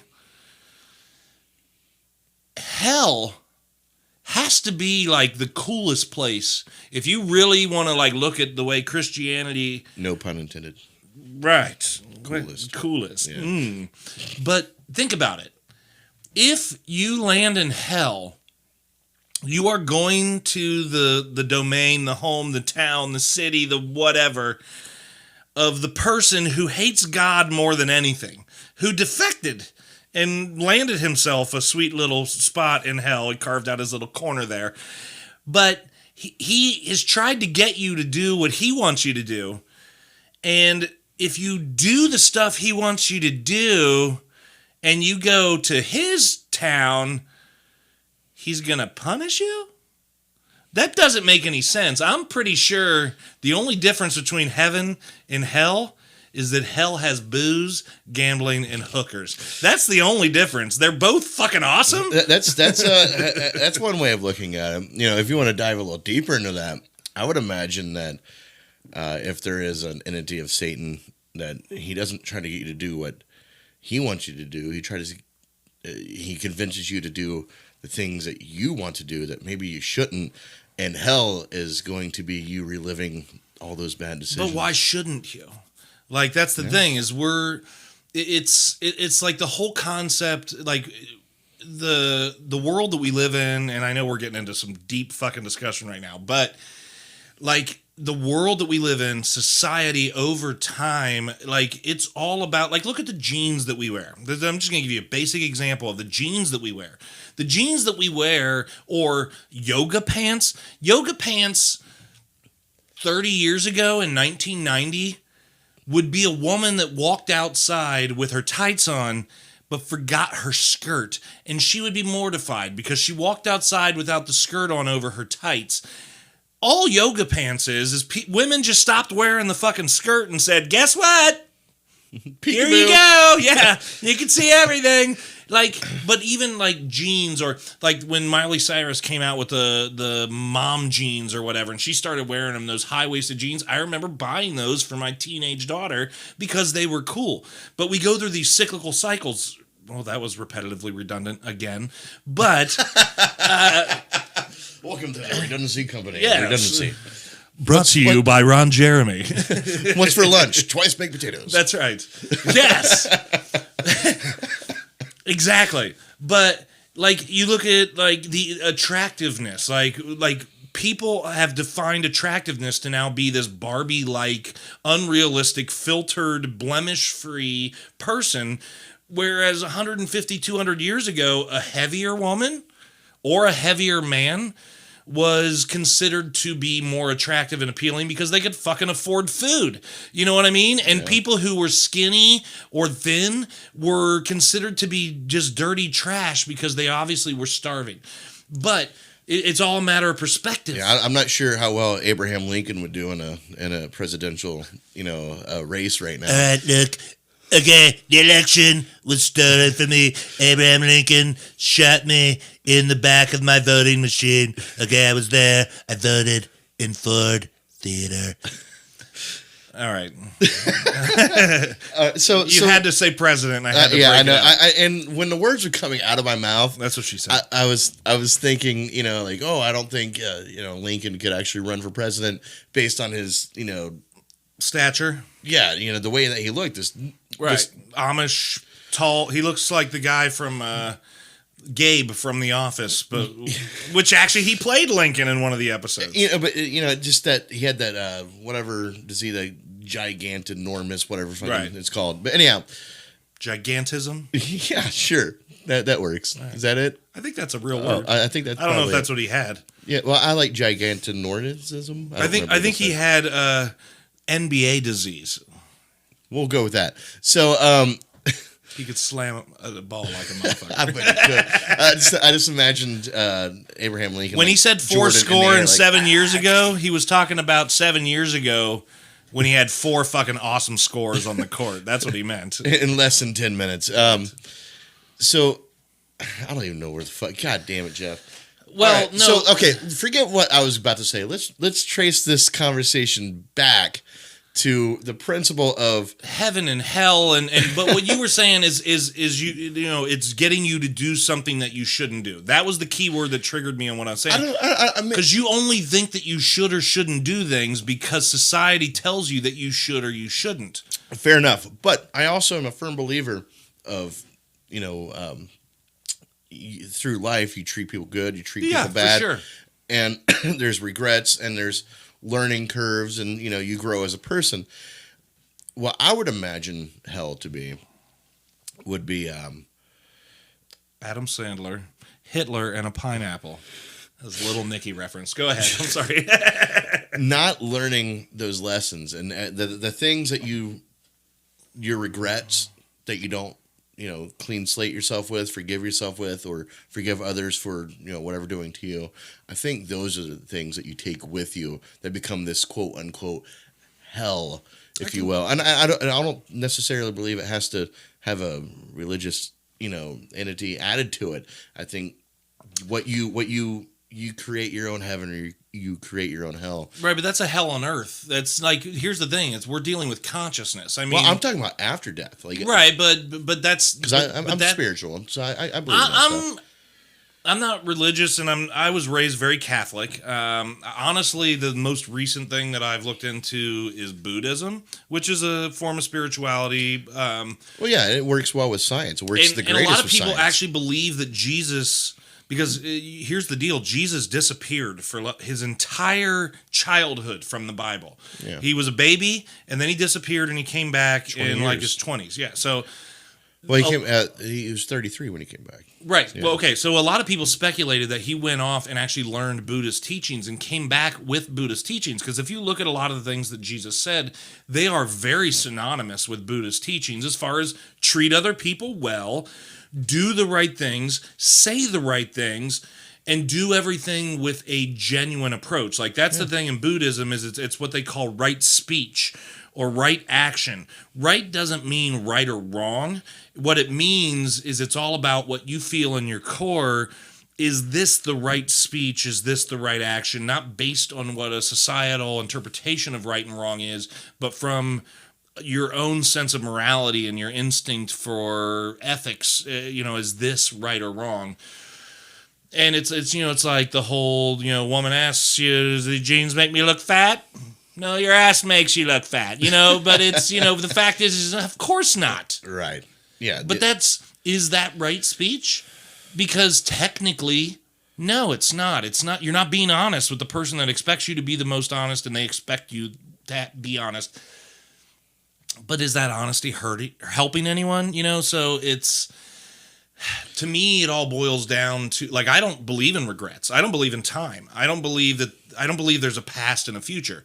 No human being in the history of the world that as we know it has ever been to the past or has ever been to the future. What the future and the past are nows that you've experienced and you have in your memory. And guess what? Those can change.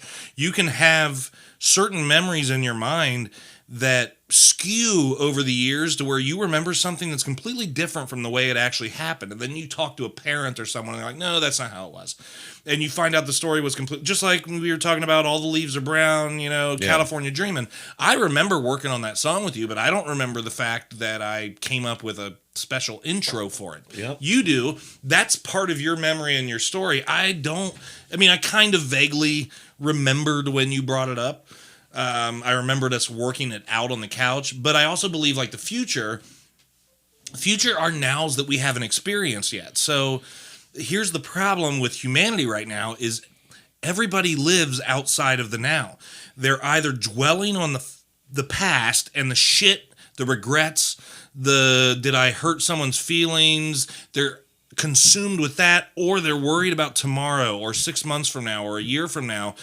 And how many times, Stevie, have you gone to bed at night and you've had a big meeting or a breakup or something the next day that you can't get to sleep and you go over it and over it and over it in your mind like the conversation is actually happening and you change it up 50 fucking times in your mind? Well, I could have said this. I could have done that. I could have. Right. But then when it happens, it's never like any of the scenarios that you envisioned it before you finally fell asleep. is because we don't dictate what tomorrow is. We don't dictate what the future is. We don't dictate. So, like, what I try and urge people to do is really focus on the now. It's okay to have hopes and goals and aspirations and make plans. I'm not saying those future nows aren't going to exist, but they might not. Who fucking knows? And the past, anybody who spends time worrying about the fucking past, every fucking moment that you spend thinking about the past, in my occasion, is a complete waste of time unless you are learning something from it. Well, and I think that's the most important part. I mean, is learning. You know, but you do most of your learning in the moment with that visceral shame. You might. I might do it differently. You know, for me, like I recognize patterns in myself, and that's something that, you know, over the years I've noticed. Okay, I'm starting to notice this pattern in myself that I need to change. You know, and it's not necessarily in the moment. Sometimes in the moment, you know, I have this almost animal-like instinct where I don't really know that I'm doing something stupid when I'm doing something stupid, you know, right. Or embarrassing somebody when I'm embarrassing somebody, or saying something hurtful when I'm saying something hurtful. I do it all the time. Right. Well, the thing My is, dad told me growing up, you only open your mouth to change feet. Because I always have my foot in my mouth. took me, I had to, you had to explain that one. I'm glad you did, because I would have stared at you for like 10 minutes. Well, once I got that stare after 2 seconds, it was either I need to explain it or he might rape me. Because it's a weird look. Well, we're on 5 beers. But no, go ahead. No, but for me, like, I'm a slow burn when it comes to learning myself and learning my bad qualities and my good qualities and which ones to move forward with. But you're also you. Never forget that. And don't be ashamed of that. I'm not ashamed of me. But I'm ashamed of shit that I've said. I'm ashamed of shit that I've done. Yeah, but why dwell on it? Can you go back and change it? It's not dwelling on it. It's learning from it. Like you said you learn in the now. You know, I made this mistake. I'm going to learn from it. See, I follow my patterns. Okay, I've done this before. I have to learn that I'm going to make. But let me ask you this: in most instances that you say something that you know you shouldn't have said, are you usually aware of the fact that you shouldn't have said it within 30 seconds or within 30 days? It used to be 30 days. Now I'm more aware because. Well, self-awareness is good though. Like, right. most people don't absolutely. have that. Yes, self-awareness is one of the many things that I think is key to not carrying this baggage with you that I would consider what hell would be. Like if I just blindly lived the rest of my life saying whatever I wanted to say and not considering anybody else's thoughts or opinions or, you know, feelings, then all that shit would probably be my hell. What I made everyone else feel along the way without learning my own fuck ups. Right, but self-awareness is also a double-edged sword because not only, because I always tell people, I think one of my greatest qualities is my self-awareness and my ability to accept that I am far from fucking perfect, you know, and doesn't mean I don't fuck up, but I am willing to recognize my own mistakes. Even if I don't think it was a mistake, maybe like, for example, I put out a character. I made some videos, Peter P. Pumpernickel. It was just this silly character. Early COVID, when COVID came out, and I did these videos where I went into Target. I was wearing a wig and a bow tie, and Peter Pumpernickel talks like this. And he's just a silly character. And I was walking through the aisles, and I was looking for toilet paper, and apparently they're out of toilet paper. You know what it sounds like? It sounds like the Charlie in the Box from Rudolph the Red-Nosed Reindeer. I never. I'm a Charlie in the Box. But yeah, it's very. Charlie in the Box sounds a little gayer than Peter P. Pumper. Because you just reminded me that Charlie in the Box sounds like Charlie in the Box. Wind me up and maybe I'll pop out and shoot all over your face. I'm not gonna lie, man. They sound the same to me. All right. Well, but here's the thing. Peter P. Yeah. Pumpernickel, I would do these videos, like one was washing my hands, and by the end, like I had blood all over my hands because I had been scrubbing so many times because Mother wants me to scrub my hands and sing Happy Birthday for at least 30 seconds. Like Peter P. Pumpernickel would always run out of breath before he could finish what he's saying. It's just silly. But after I put out a few videos and I even boosted them on Facebook, and I got like to the point where I was getting thousands of views on these videos, one comment came in from someone who said, "Shame on you for making fun of people with disabilities." And I'm like, this is not a person with a disability. This is just a silly character. It's like a cartoon. It's a voice that I put to life. But you know what? As non-politically correct as I am, as much as I believe that art should exist without these thin-skinned individuals and this cancel culture and all that stuff, that one person, that one comment of the thousands, and I mean, I had people I don't know in New York sharing my video because the post boosted to their Facebook page and they loved it and they'd share it with someone else. I stopped making them. I just felt like if there was a chance that I could potentially hurt someone with these videos, it just wasn't worth it. So again, that's that double-edged sword, where that self-awareness, like, I know deep in my heart with every fiber of my being that I never made those videos with any intent to make fun of people with disabilities at all. But I struck a chord with someone who thought otherwise. I don't know what word I was going for there. I'm in the elsewise. I'm in the midst of 14 burps, and I'm just trying to put words together between. You're really having trouble over there. Between the burpage. But I'm just saying that awareness also, like, you got to find that fine line in that self-awareness. Like, you can grow from it, but it can also fucking bury you, because when you become, like, for me, I won't lie. I mean, 2020, I've been in a depression, like deep fucking depression. Like, one of the songs on my album, fucking gorgeous song, awesome blues, slow blues jam called Amen. It's a fucking suicide note, the whole song. But I also like to write I love songwriters that write fucking stories and storytelling, and I don't do that with every song. I do when I can, but this song is about a character who's done. And amen, the word amen, most people think of it as the end of a prayer, but what amen means is so be it, or so it be. That's the Hebrew translation.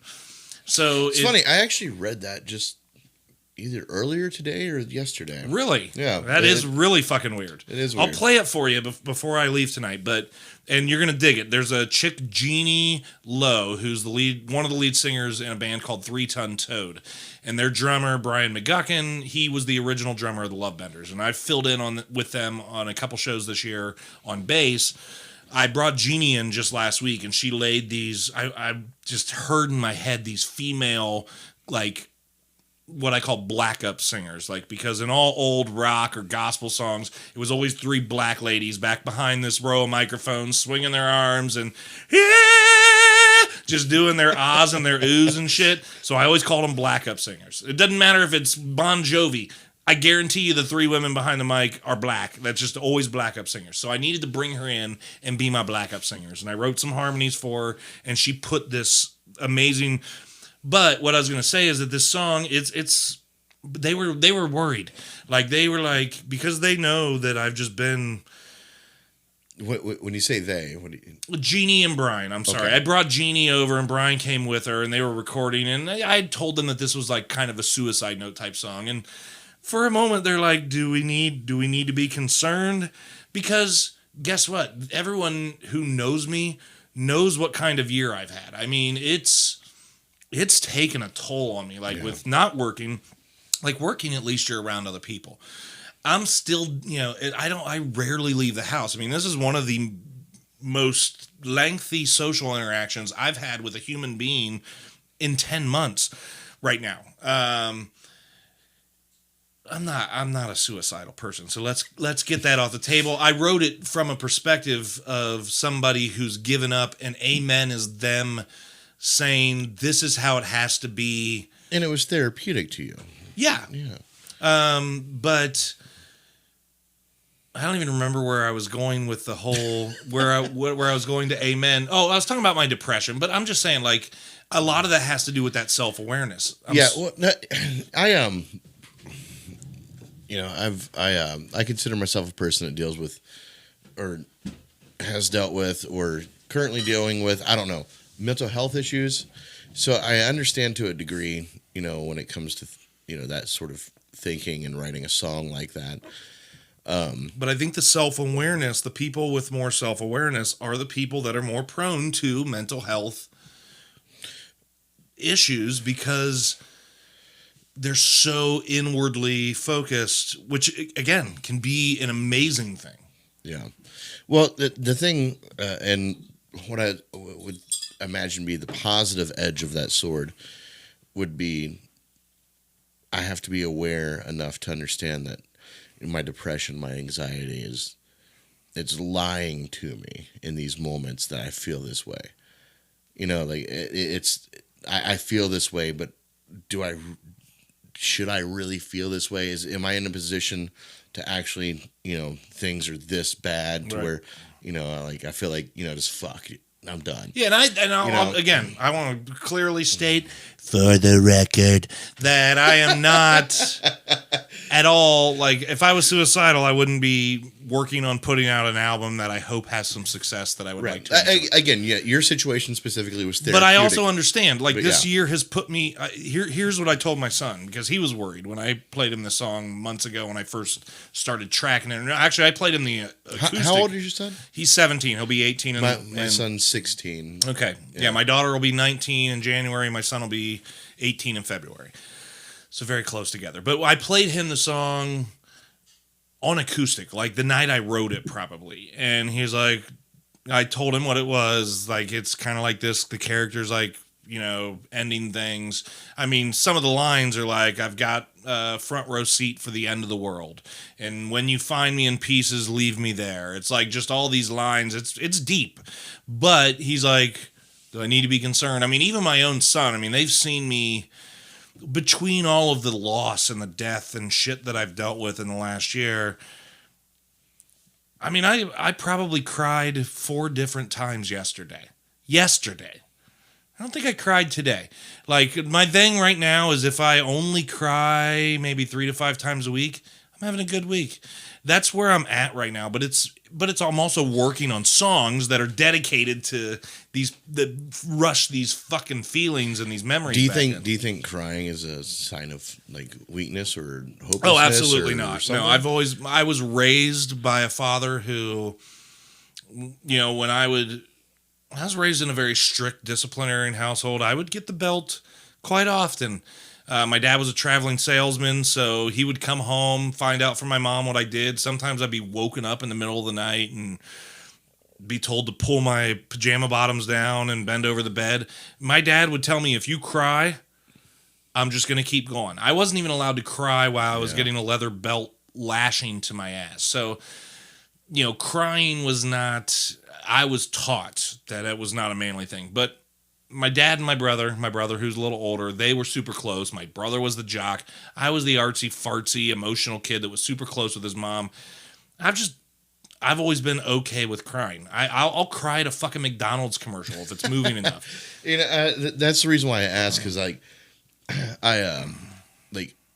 that way. Like I get very emotional. Like I'll be watching a movie but I'm so like embarrassed by it. Right. Like I'll start like getting welded up. Like even with my kid, my son will look at me like, "Are you crying?" I'm like, "Fuck you, no, fucking asshole." Yeah. I get embarrassed by it, but I will be the first one to tell people, "Yeah, I'm a crier. I get emotional about shit." There's nothing. I think that's way more natural than the people that try and suppress it. Right, and I think it's healthy. Oh, for sure. And I'm trying to learn that it's okay to be okay with it, right? Because I'm the same way. I grew up in the same boat as you. I'm not going to go into detail, but it sounds like a fairly same boat. that was not the manly thing. My dad watched sports. He was a coal miner. He was a Golden Gloves boxer. I'm a lumberjack, and that's okay. Yeah, right. And I'm over here. I'm like, yeah, but those trees are really pretty. Like Exactly. that's me. And But I hear you. Like even my most recent ex, we were together like 13 months. We would watch movies or shows that I'd get emotional during, and we're like snuggled up on the couch or whatever. I'd choke it back. I didn't want, if I was at home, maybe it would be a little bit more pronounced, but I'll say that like in these last 6 months with all these deaths and stuff, it's wrecked me. Like I'm talking sobbing, nose running, and it's just because I'm watching the season finale to The Office that I've already seen 40 times. Like it's shit but there's nothing wrong with that. No, it's super healthy and it gets it out. But I understand what you mean about being okay with it. It's so ingrained in us from our fathers that shame is hard to overcome. You ever seen Dumb and Dumber? Oh yeah. Okay. So I just had a vision of you and I. You remember that scene where they're laying on the bed and they're like crying and they're using the $100 bills, right? But they're watching like that like Pacific Bell commercial, right? I just imagine you and me doing that. I'll take the money, right? I'll gladly cry over a Pacific Bell commercial for a Samsonite case full of cash. Samsonite, that was way off. Yes, but no, I mean crying. Anyway, I mean, all this boils down to like what we were talking about with the self-awareness, but it's... and mental health. And it can be, I mean, this has definitely been the most trying time of my life. And I mean, I know everybody's going through shit with COVID, but here's the thing. Because I'm so introverted, I've got acquaintances. I don't really have any friends. Yeah. It is not uncommon for me right now and all year to go 3 to 5 days without so much as getting a text message from someone. Yeah, absolutely. And my kids are in and out. I feel that with my soul. Yeah. My kids are 17 and 18, almost 18 and 19. They both work. They both have a significant other. I mean, my daughter essentially lives with her boyfriend now. So, I mean, I only see her like once every 2 weeks for a quick hi-bye when she comes in for something after work and needs to grab something from her room. My son is, again, there's not a whole lot of quality time spent. So, I mean, you get a lot of time to be introspective. And that's not always good. Right. And in my world, my version of that is like, I when I did music full time, the music, like doing the shows, remember like how I said, I didn't quite do it for the money. Right. Like I liked entertaining. That was where I got my fuel, like my people fuel. Right. Like, oh, I'm around people. It was your all right. rush. And then I'm like, all right, see y'all bitches next time. And then I'd go home and be alone for 3 or 4 days, and, then I need to occupy my mind because I would find myself getting depressed and, thoughts that I don't want to have, so I would, so in the light of that, birthed Film Trigger. This I want to talk about movies. I have a camera. I got recording shit. Okay, right. Let's talk about movies. That's good. Find an outlet. But if you look at my channel, like I've got like 430 subscribers, but I have 19. Yeah, but I also have over like 200 videos. You got to remember, like editing the shit that. I know what you're talking about. Editing the shit that I do, like on those things, like the Wonder Woman video that I did that is 16 minutes, 18 minutes long. Took about 4 hours, 5 hours to edit. 6 hours. Okay. And 6 hours, it was a good number. Like I remember bragging to Anya, I'm like, man, I got that done in fucking 6 hours. Holy shit. Well, even with my podcast that I've done, because it's just me in front of a microphone. Yeah. I mean, I'm talking to myself. So, which isn't unusual for me, to be honest with you. I mean, I talk to myself a lot. That's okay.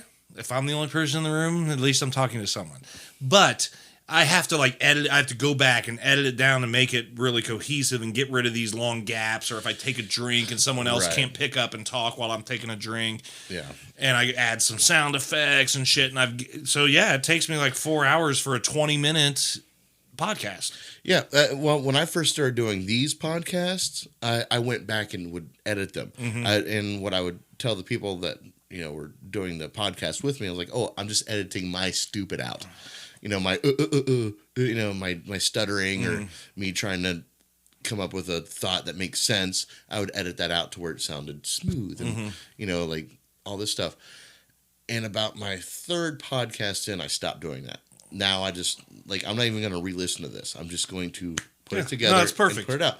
Because I have to learn that that's okay. And luckily, the environment that you have here, it's the only reason I've, like I said, that one's just me. So I don't have that person to fill the gap. And with Dave Clow, when we did Jeff and Clow, he was in Nashville. So we had this separation of a second between our conversations that it needed to be edited anyway.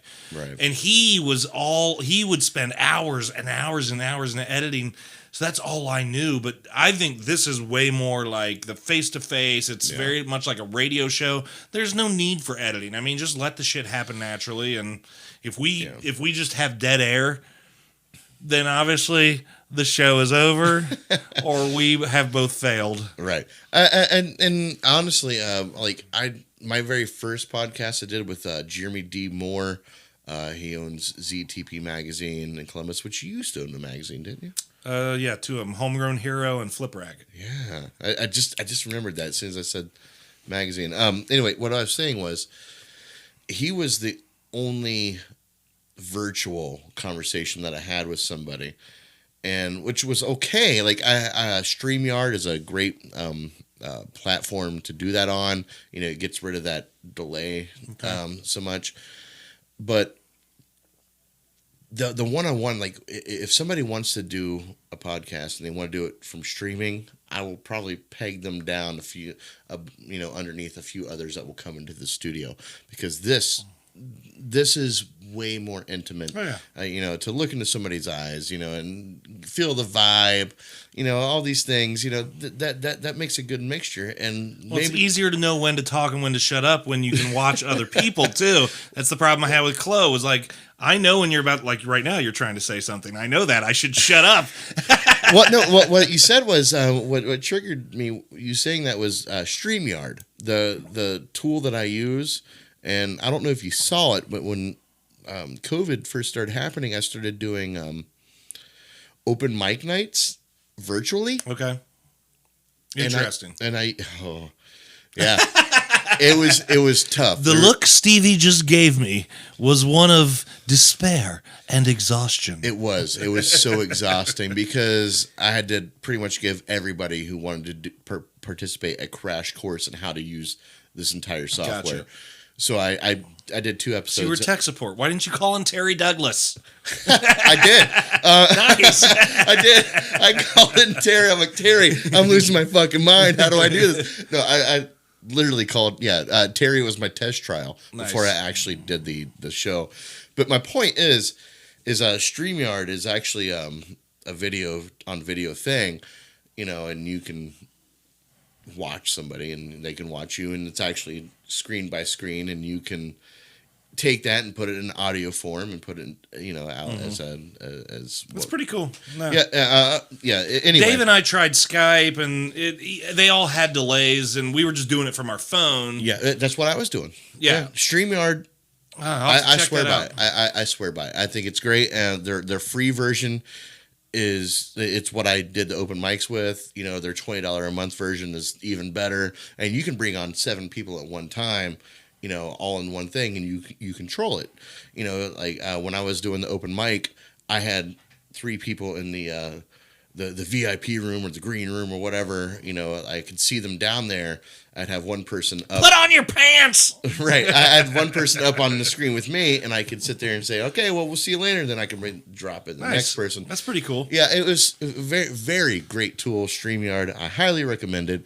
And by the way, this episode is brought to you by StreamYard. Yes, we're expecting an envelope any day now. Send it to Stevie Cade, P.O. Box 6969, Buckeye Lake, Ohio, 69696. I have to pee, Steve. I'm right there with you. All right, we're going to take a pee break. They left off. So we're back. Okay. Okay. And this segment is brought to you by Ron Jeremy. 12 inches of fun. Now I know what you're doing. Whoop-ha. Whoop-ha. No, I wanted this. My vision of this podcast is completely ripped off the whole Joe Rogan Experience thing. I just enjoy people going into a room and discussing things. Well, that's not ripping off Joe Rogan. You're simply doing what people have been doing. Joe Rogan ripped it off of radio. I mean, that's right. And even Film Trigger had it. I had podcasts. I even had podcasts like what you do. Your Singularity. Just one. Mm-hmm. Just me, just talking. It's a venting podcast. And right.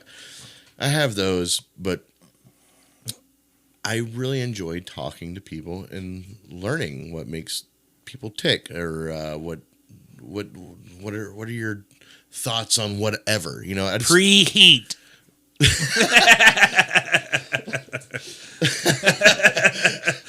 That is all you have to take away from this episode of the podcast, boys and girls. Let me Jef with one F does not like preheat. The reason why I asked you if you were on Facebook for a while or not was because I actually tried to look for you. About stalker alert. Seriously, about 4 years ago. Because I was like, hey, Jef was a cool guy. I haven't heard from him. Let me look him up. And I remember the one F. I remembered that, and I couldn't find you. I don't remember who found who in this situation, because we did get socially back in contact. Yeah, we've been friends for years. I mean, I saw when you were at Ugly Tuna and stuff like that. I remember seeing that you were co-hosting and thinking, good for Stevie, man. He's picking up some gigs that I'd like to be doing. So trust me, I never got into Ugly Tuna. That was situational. I mean, that was a weird trifecta thing, because I was running open mic at Barrel Bar. The people who own Barrel Bar own W. Gillis. Gotcha. Yeah, that always Ugly helps. Tuna. Well, no. Here's the thing. I was separately asked to run open mic at Ugly Tuna because the bar manager at Adobe Gillis had nothing to do with the owners. Mm-hmm. It was, and I didn't know that the two were affiliated until I came into Ugly Tuna. Nice. And they're like, oh, well, no, we're affiliated. And then I came back to Barrel Bar, and I'm like, the owner walked in. I said, I started doing open mics at Ugly Tuna, and she goes, oh, we own that, right? I'm like, well, I do now. All right. It was a very situational. Yeah. I didn't piggyback on the owners. It was a very, the bar manager from here. But that's why I always, at every gig I play, always, I don't care if the bar comps me enough drinks and food to where I only have a $8 tab, which anyone who knows me and how much I like to consume my beverage knows that I never have an $8 tab, even on 50-cent beer night. Okay. But I always tip the staff $20. Absolutely. But it's not necessarily, it doesn't have to be monetary, but what I'm saying is it could have been interactions that you have with that bartender, but you always take care of the people that take care of you, right? And they'll take care of you even more. Absolutely. There was actually a situation. It's funny you bring that up, at Barrel Bar, where I went through a little legality issue, and I was gone for a little while. And this episode has been brought to you by Stevie's Restraining Orders. Hosted by 600 feet away. No, I went to jail for 30 days. Yeah, just whatever. But I'm going to scare you straight before this episode's over. Terry Douglas, who I was running 50-50 with open mic on at Barrel Bar, brought in another musician which I'm not going to name on air because that would be fucked up, but this guy was an asshole. And Steve Johnson. is a Ron Jeremy, actually. And like he was known for not tipping his bartenders. He was an asshole to a lot of the musicians that walked in. He brought in a lot of bad vibes. So he was a drummer. No, he was a fucking guitar player who just like noodled around on the fucking guitar, and that's all that was his only gig. You know, like he brought nothing else besides I'm just gonna fucking finger the shit out of my fretboard for 25 minutes which the ladies loved, but the fretboard not so much. So, but I when I got back out, I started, I was, I guess, fired. He took my spot, whatever, and I started making like, comments. I'm like, oh well, just remember when you. I feel like I remember seeing something when where you're running, you had to remove when you run an open mic, you better fucking tip your bartenders because that's what you do. That's how you handle that situation. You take care of people that take care of you. Right. And he ended up getting fired, and and Terry ended up leaving the whole open mic thing, and they finally came back to me, and they're like, "Hey, can you come back?" I'm like, "Yeah, I'll come back." But it goes into what you were saying. Always take care of the people that take care of you. Like no matter what. And I've had shitty fucking bartenders at my show, but it don't fucking matter. All right. You tip them. Because sometimes though, like especially when you're like a weekly or even a bi-weekly or monthly, whatever. If you're a routine spot, you're gonna see these people all the time. Yeah. So you want to create that good atmosphere. Yeah, and they can break you. Like it's like, the whole concept of like how often do you think the average corporation, like let's say Spectrum Cable or AT&T, let's just use the cable world. How often do you think they get calls to their customer service center with people that just want to tell them, what a good job you're doing. No, like the majority of the calls are complaints. That's like the world we live in. It's like the Yelps and all that shit. It's such a dangerous world to be a part of the world of reviews because people are not trained to go out of their way to compliment. But when something happens adversely, people get very vocal.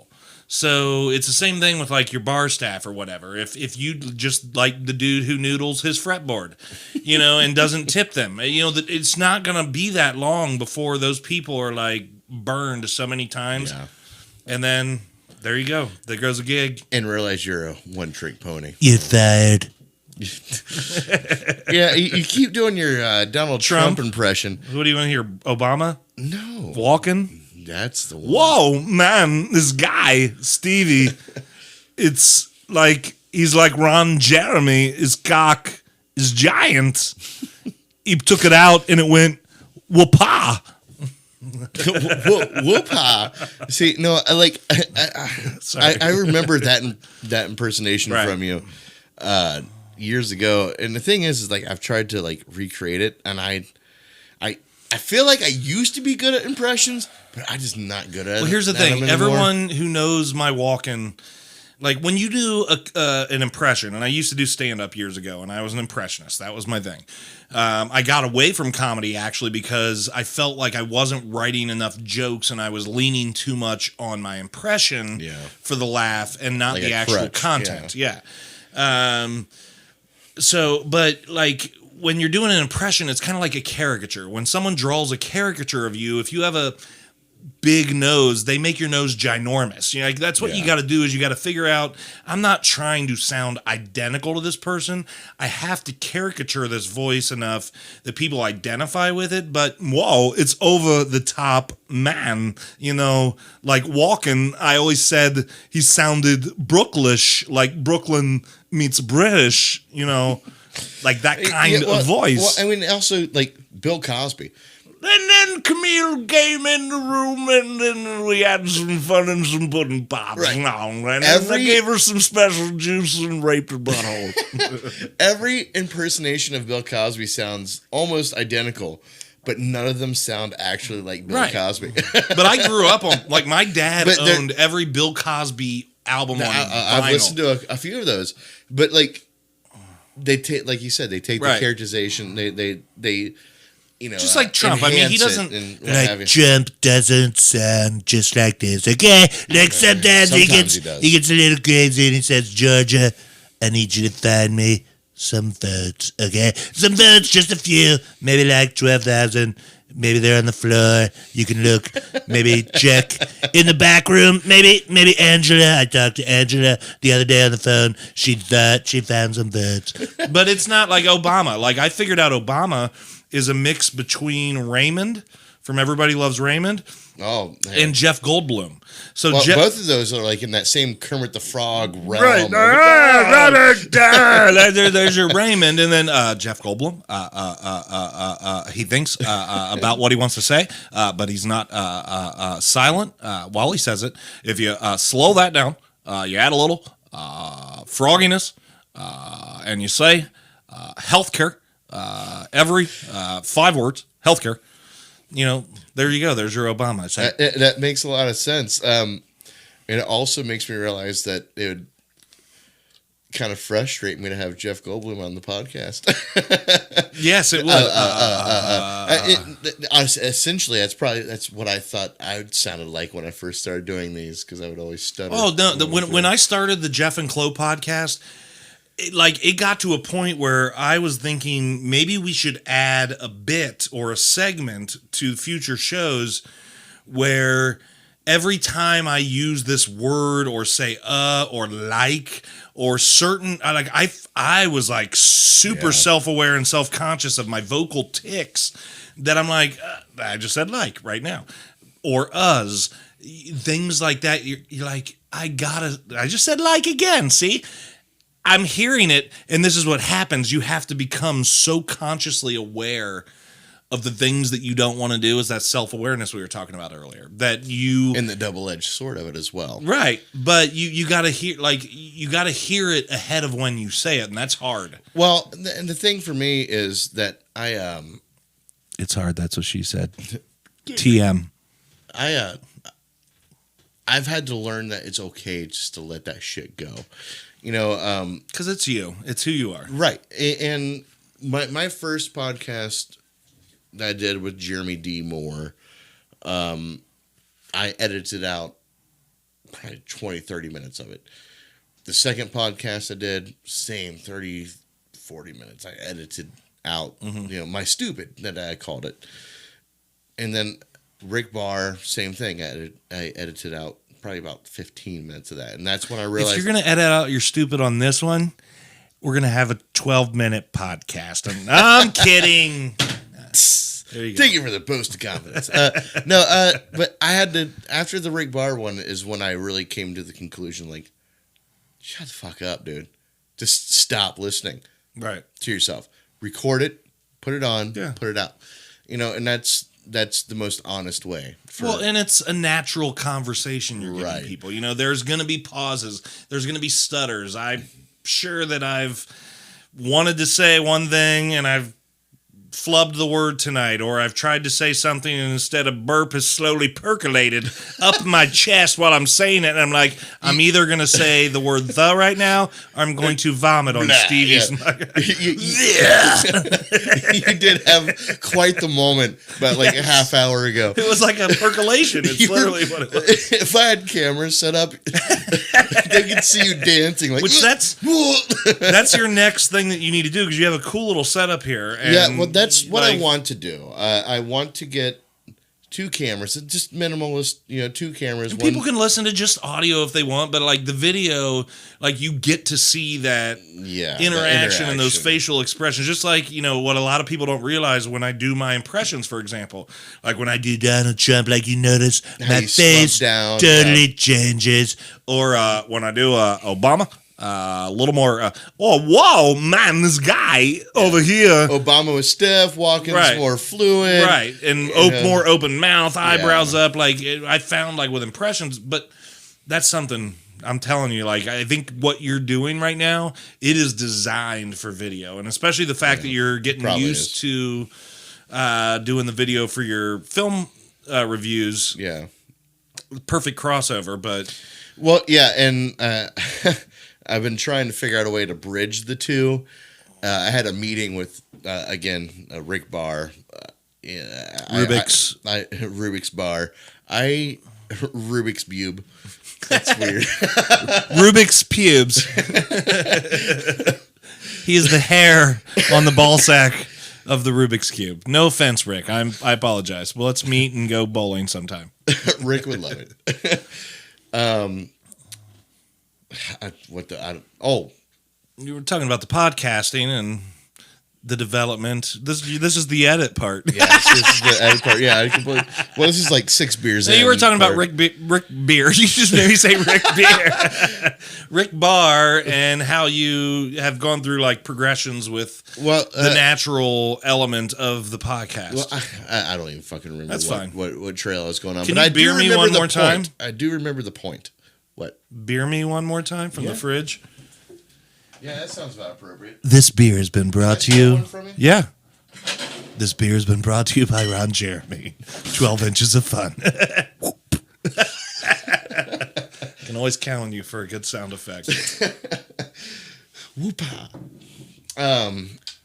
No, I think my basic point was that doing video would make the most sense, and I want to do video. It's just a matter of the position I'm in right now, like getting the actual cameras that I would find acceptable to do it. I have one camera right now, and I've thought about it. I can't think of a good way to put a camera in here that would capture this Here's moment. what you need is you need 2 cameras. You can use phones, because guess what? Phones nowadays That's are what I better use than for all most my film camcorders. trigger videos. Right. Yeah. So use 2 phones. I have multiple old iPhones if you ever want to have one. Yeah, Android.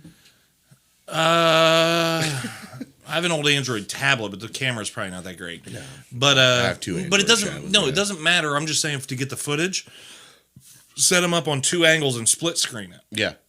But here's the reason why I say that video is ideal for.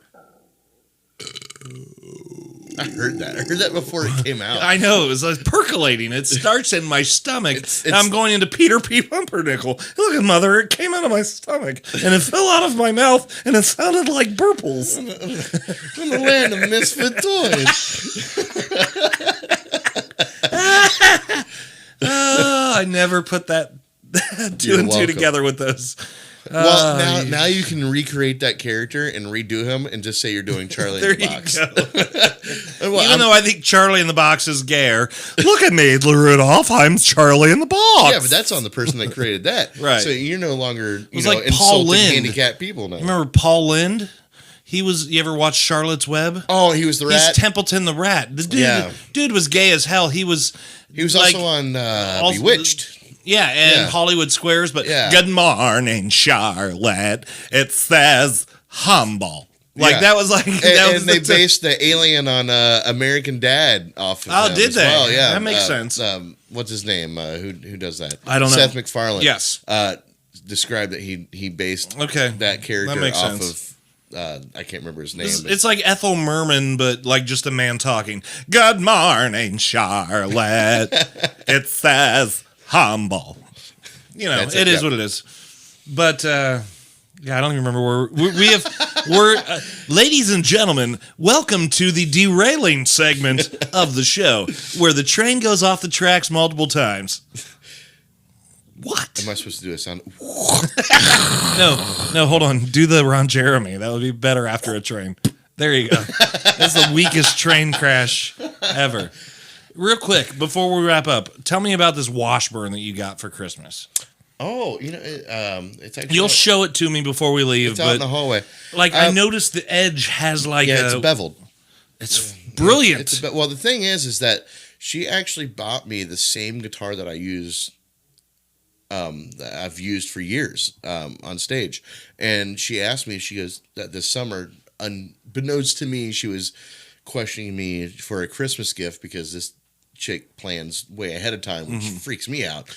But she's like, she asked me this summer, she's like, if you were to get another guitar, what would it be? And I said, actually, I think I would just get the same one that I have because I like it so well. You know, Danny Lane. You're like me. Most men that play guitar would have said, Paul Reed Smith. Yeah. Like, that's only $4,000. Yeah. Well, I mean,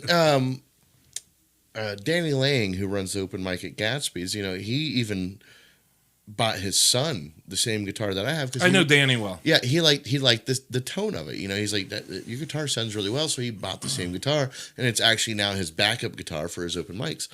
And the guitar it sounds good. And I said, well, I would like to have the same one.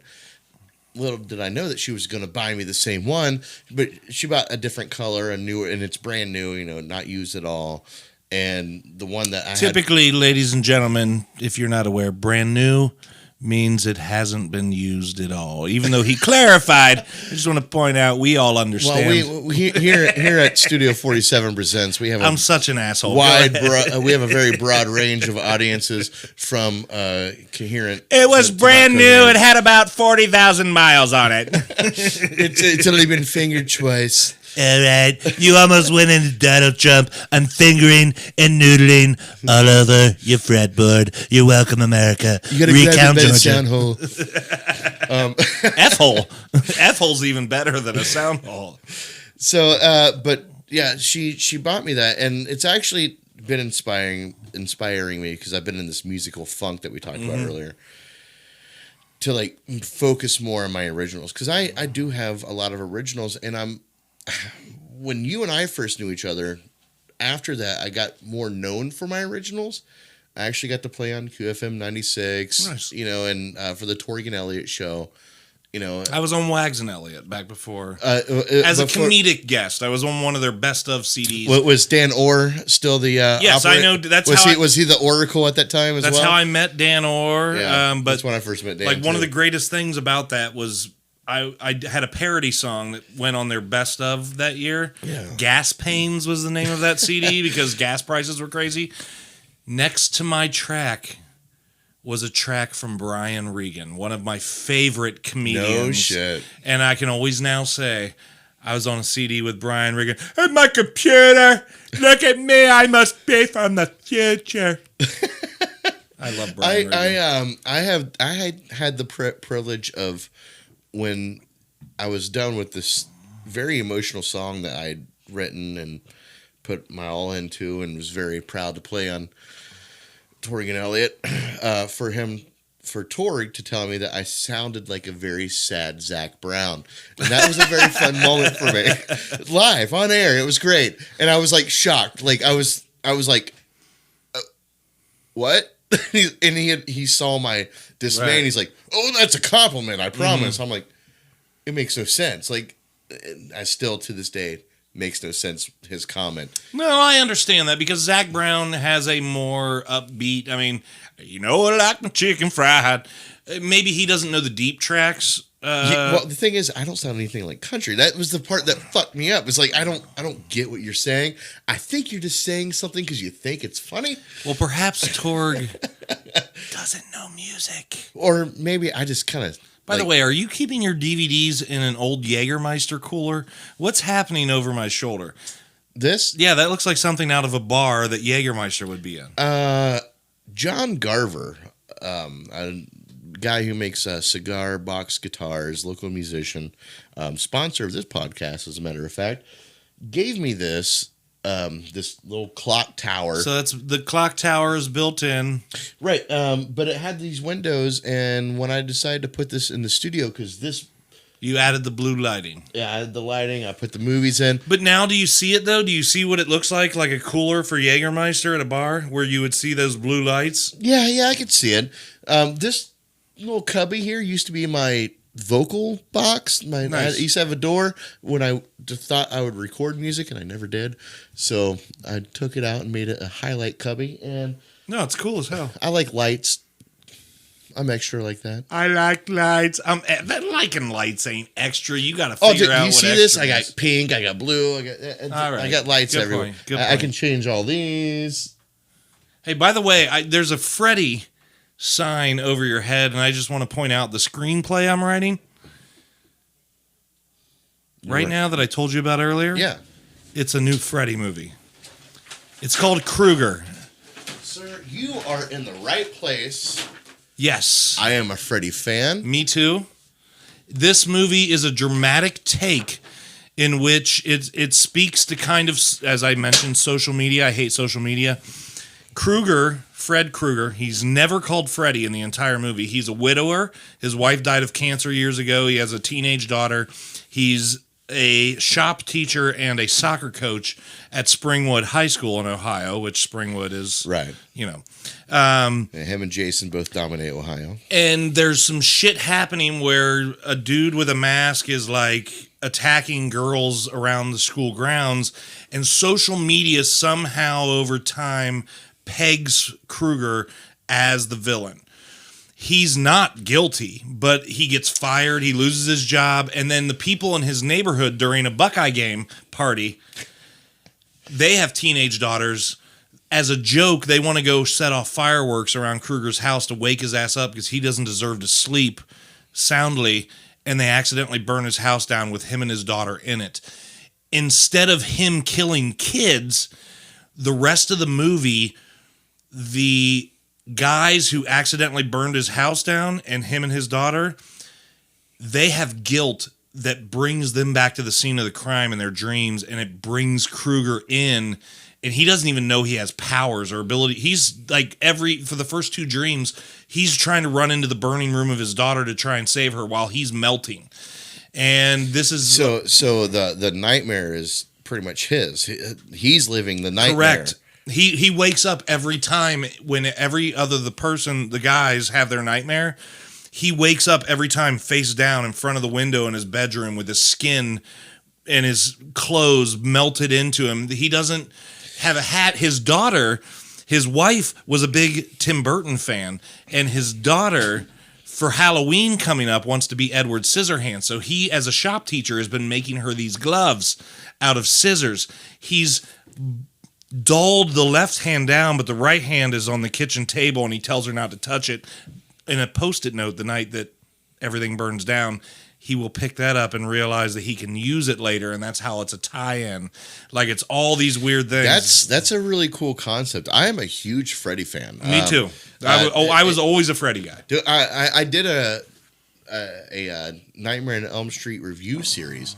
I ended at 3 because just life got in the way, whatever. My next review after that was Wonder Woman. But Freddy is one of my favorite. Well, this will I love the depth of that character. It'll do. And again, I've had this idea for years. I'm just now finally writing my first screenplay, but like it'll do for I said I've been thinking of this for years because I want to make sure I'm not. While I say this, it's not a ripoff, but it will do for Freddy what the Joker did for the Joker, where it personifies him and makes him the victim and makes you, but it won't be quite to like the Joker because he's still crazy and a murderer. I have to pause you, dude. I'm about to piss my pants. All right. Sorry for the last interruption, brought to you by Ron Jeremy. 12 inches of fun. All right. But no, the Freddy thing, it's so cool when I'm writing the script. I'm about almost 120 pages in, which when you write a screenplay, every page is equivalent of approximately 1 minute. Yeah. So I need to try and wrap things up quickly, but it's so 20 minutes, really? I don't know. I'm a firm believer. Just let it flow. Well, no. What I'm saying is it's going to end up being about 2.5 hours of my first draft. So, but like I already have people envisioned. Like I see James McAvoy as Krueger, the guy from Glass. I know. I know who he is. I see. Vince Vaughn as the main protagonist that lives up the street that is one of the guys. He's just this big bully of his neighbors and his friends that forces them all to go down and set off these fireworks. But it's all about, like, again, it's this whole thing. And like, I've incorporated all this stuff. Like, for Father's Day, Chloe, his daughter, my daughter's name is Zoe, so I went with Chloe, right what you know. She bought him this pajama top that's like this green and red, ugly, white, like striped, horizontal so striped story shirt. behind the sweater, yeah. Right? And it's just a quick mention. Like, she sees him in the morning getting coffee, and like, oh, I'm glad to see you're wearing the sweater that I got you for Father's Day. He's like, well, of course, it's my two favorite colors. You can't go wrong. But it's gaudy. But he wears it anyway. But that's what he's wearing. And like the Kruger that we know is just almost become cartoonish, like silly putty looking. Yeah. In my vision, his skin is going to be like either one of two things: blackened coal, like charcoal, or glowing embers under, and like his skin will shift. I've seen both of what you're saying. The remake that they did in 2009, they went for like full like burn victim look, right? And it didn't translate well for no other reason than they just used CGI in the face and they over CGI'd that movie.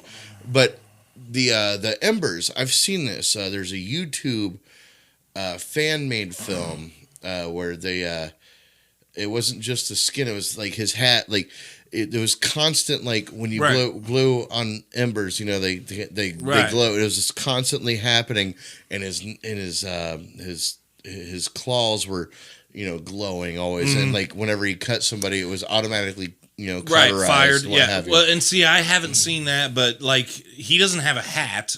He will at one point pick up a hat in a dream sequence that looks like it and put it on. And that'll be the one time Freddy, like, they'll be, Fred, please stop, Fred. Because these are people he knows. These were his friends, his neighbors for years. And they're stuck in this dream.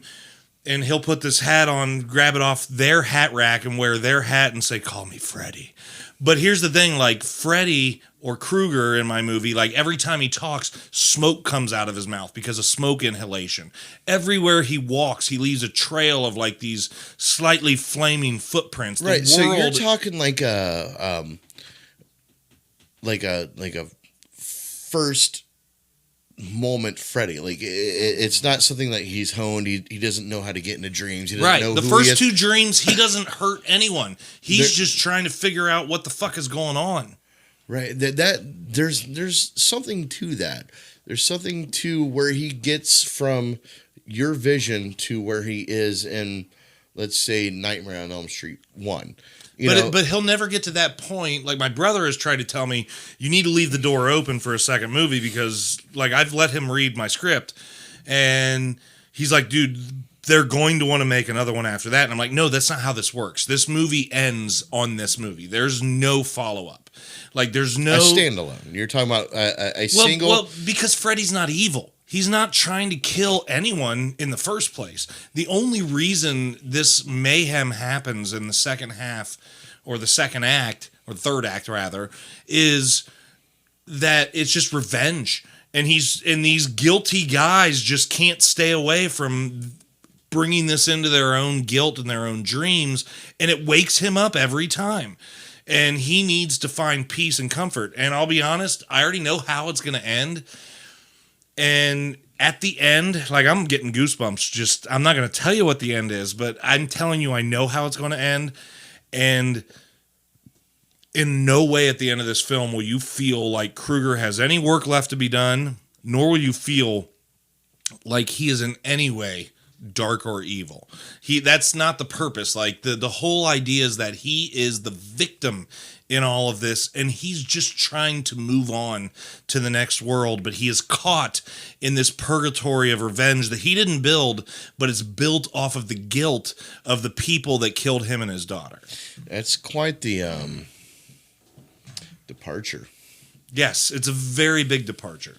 And again, that's why he's never called Freddy. And that's a very dangerous thing to do, especially with cult classic. Yes, but I also films. do things like bringing the glove in, but differently, the shirt in differently. Glenn Lance is the Johnny Depp character from the original movie, that is the Vince Vaughn character grown up who lives up the street and has a daughter and is the one who accidentally kind of starts the fire. So Nancy the- Thompson the- is the- in the movie, but you never see her because Don Thompson, the chief of police, questions Kruger, and that's what causes social media from far away to think that he's a suspect. And they just mention to each other as old friends that, well, Nancy and Chloe, they've grown up together. Come on, Don. Right, but there's a thing when it comes to Nancy. When you come to your scream queens, man, you got to be careful messing with that. You'll never see her. She's a teenage girl in the movie that is good friends with Chloe, Kruger's daughter. And that's all before anything bad goes down. You have a discussion and you hear her name, but other than that, but what I'm saying is I bring in Don Thompson as the chief of police. Right. Nancy is his daughter, but she's not the subject here because this isn't a movie about a guy that goes out and molests or kills kids and continues to do so as some demon-like figure in the afterlife. This is a story about redemption. Well, I firmly believe that there should be a movie, that justifies Freddy's way of thinking, acting, or what have you. And I think you're really onto something there. But I don't want to downplay what your ideas or anything like that. But as a horror fan, I'm very aware with how particular people are when it comes to bringing it back to what we know. Right. Think of I think the only departure that I can bring to mind that actually kind of worked was that new Chucky movie they came out with like a year and a half ago. It was such a departure from the actual Chucky thing. Mm-hmm. So it could work. But here's what I'll say. Like, for the horror fans, like, the second or half, not quite the second half. I mean, like, Freddy doesn't die until, like, an hour and 10 minutes into the movie. And then it still takes another 10 or 20 minutes before you see him wake up for the first time in a guilt-ridden dream. And these dreams are fucked up. Like, I make these dreams like dreams really are. Like, there's just weird shit going on around you that you can't fucking explain. And when Freddy talks, even when he whispers, it sounds like it's coming out of this giant PA in the sky and it shakes the ground. Yeah, like or even like his vocal cords like almost like sound similar to like wood burning in a fire. Right. Yeah, that'd be a good idea. Yeah. But I'm just saying that, like, even when he speaks, when he doesn't know what's happening in the dream to the dreamer, the ground shakes. I mean, it's horrifying. I have a lot of terror and horror. And after the second dream, he's going to realize that he has a power and that he can, in fact, get his revenge for these guys killing his daughter. And he will take care of business, and it will be out of revenge and a love for his daughter and a desire to end this fucking hell that he is in, that he doesn't understand. But I assure you that the end of the movie is filled with absolute fucking horror on a level that Nightmare on Elm Street never fucking captured, because there's nothing fucking cartoonish about it. So you're wanting to make... It's a drama. You're wanting to drama thriller. You're wanting to make Freddy, as you said, the victim, but like even more so, like you said, like they killed his daughter, and like he has a revenge, right? More of a revenge. But he's not entering their dreams for the revenge. They're out of their guilt. They wake up in a dream and they see a glow off to the side of their window, and they go out of their house. And they realize they're in this like post-apocalyptic world, but it's actually just the neighborhood. And there's Kruger's house still burning, and they don't know what's going on. And they hear Chloe screaming, and maybe they can save her. And they run to the house, and that's what wakes Kruger up. Like Kruger, like in all of the original Freddy movies, Freddy is he drives the fucking bus of the dreams. It's all you got to do is fall asleep and he's fucking there. Like it doesn't matter what you dream about or if you even start a dream. All you got to do is fall asleep. And it gets to the point where you got everybody taking these Hypnosil and all these different fucking pills and shit like that or not taking the Hypnosil rather. So they're, energy drinks, whatever they're taking to stay awake, even from the original movie. In this one, Kruger is brought in from the guilty conscience and the dream of other people against his will. But he starts to realize on repeat dreams across these 4 guys that he wields power and he can exact revenge. And he does change from this innocent, meek father widower to a man who is exercising his power beautifully and with absolute indiscretion. See, I like where you're going with this. I do, and I don't.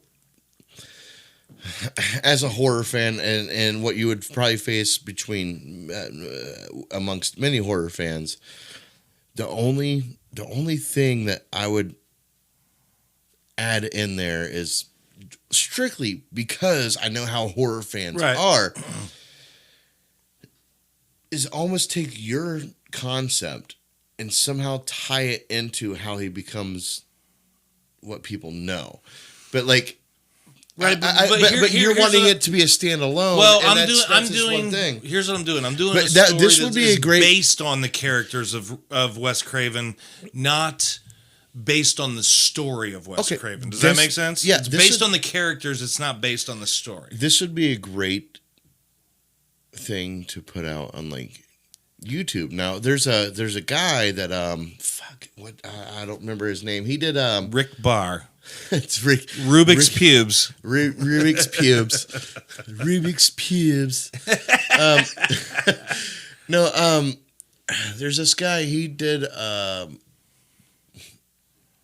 Jason Voorhees movies. Friday the 13th, and he did a movie called Don't Go Hiking Alone, and it's on YouTube. And this movie is fucking phenomenal. He even got Tommy, like the guy who played Tommy, and not Corey Feldman, but the guy who played him in the next movie. He got Tommy to come back and actually reprise his role for this movie. Have you played the online video game of Friday the 13th? I'm not a gamer. I had it for a little while, and there's a character that a comedian Jim Norton does called Chip Chipperson, and Chip Chipperson, he speaks like this, and he thinks everything's funny, and he like tells jokes, and he says, "Hey, maybe that's look out for that bush. Maybe you need to trim it." And it's all these low hanging fruit. Yeah. Well, when I got the Friday the 13th game, I'd never played a game with a headset before, and that's dangerous for me. And I bought the headset to play this game because it's only an online experience, and I don't like that. I like to do it in my own private space. I went on as Chip Chipperson, and I'd be Freddy, and I'd be chasing him and be like, "Hey, look, everybody, I can smell you. You must be on your period like a bear or something. I can smell your cooter." Like, I would chase people, and they would get so pissed and dump me off the game so quickly. Just letting you know. I never played the game. But I totally squirreled. This entire podcast is I know. Jason Voorhees. That's right. Go back to what you were saying. Whatever. Just sum it up, man. Tommy. But Tommy's in the game. That's why I was saying that. Right. But this guy released... He produced it, and it was a good quality production that he put out, and it was called "Don't Hike in the Woods Alone," and it was a Jason Voorhees movie, Friday the 13th, but it was like, copyright version, Gotcha. like type of thing, and it did so good. Like, he even has Blu-ray copies. Like, if you hit him up, he'll send them to you and whatnot, and then he put out a new one that I haven't seen that is also on YouTube called "Don't Hike in the Snow Alone," which is a Jason movie in the snow. My point is, to all this is variations. this might be a good route to go of self-funding. No, I want to take this to Hollywood. I'm serious. I'm going to tell you. I know. Well, Austin now. I know. Hollywood's dead. I know. As a diehard Freddy fan, you're like, I don't totally like the complete departure from the storyline. But let me tell you this: the reason I'm doing it this way is because of the Jackie Earl Haley or whatever the fuck his name is movie.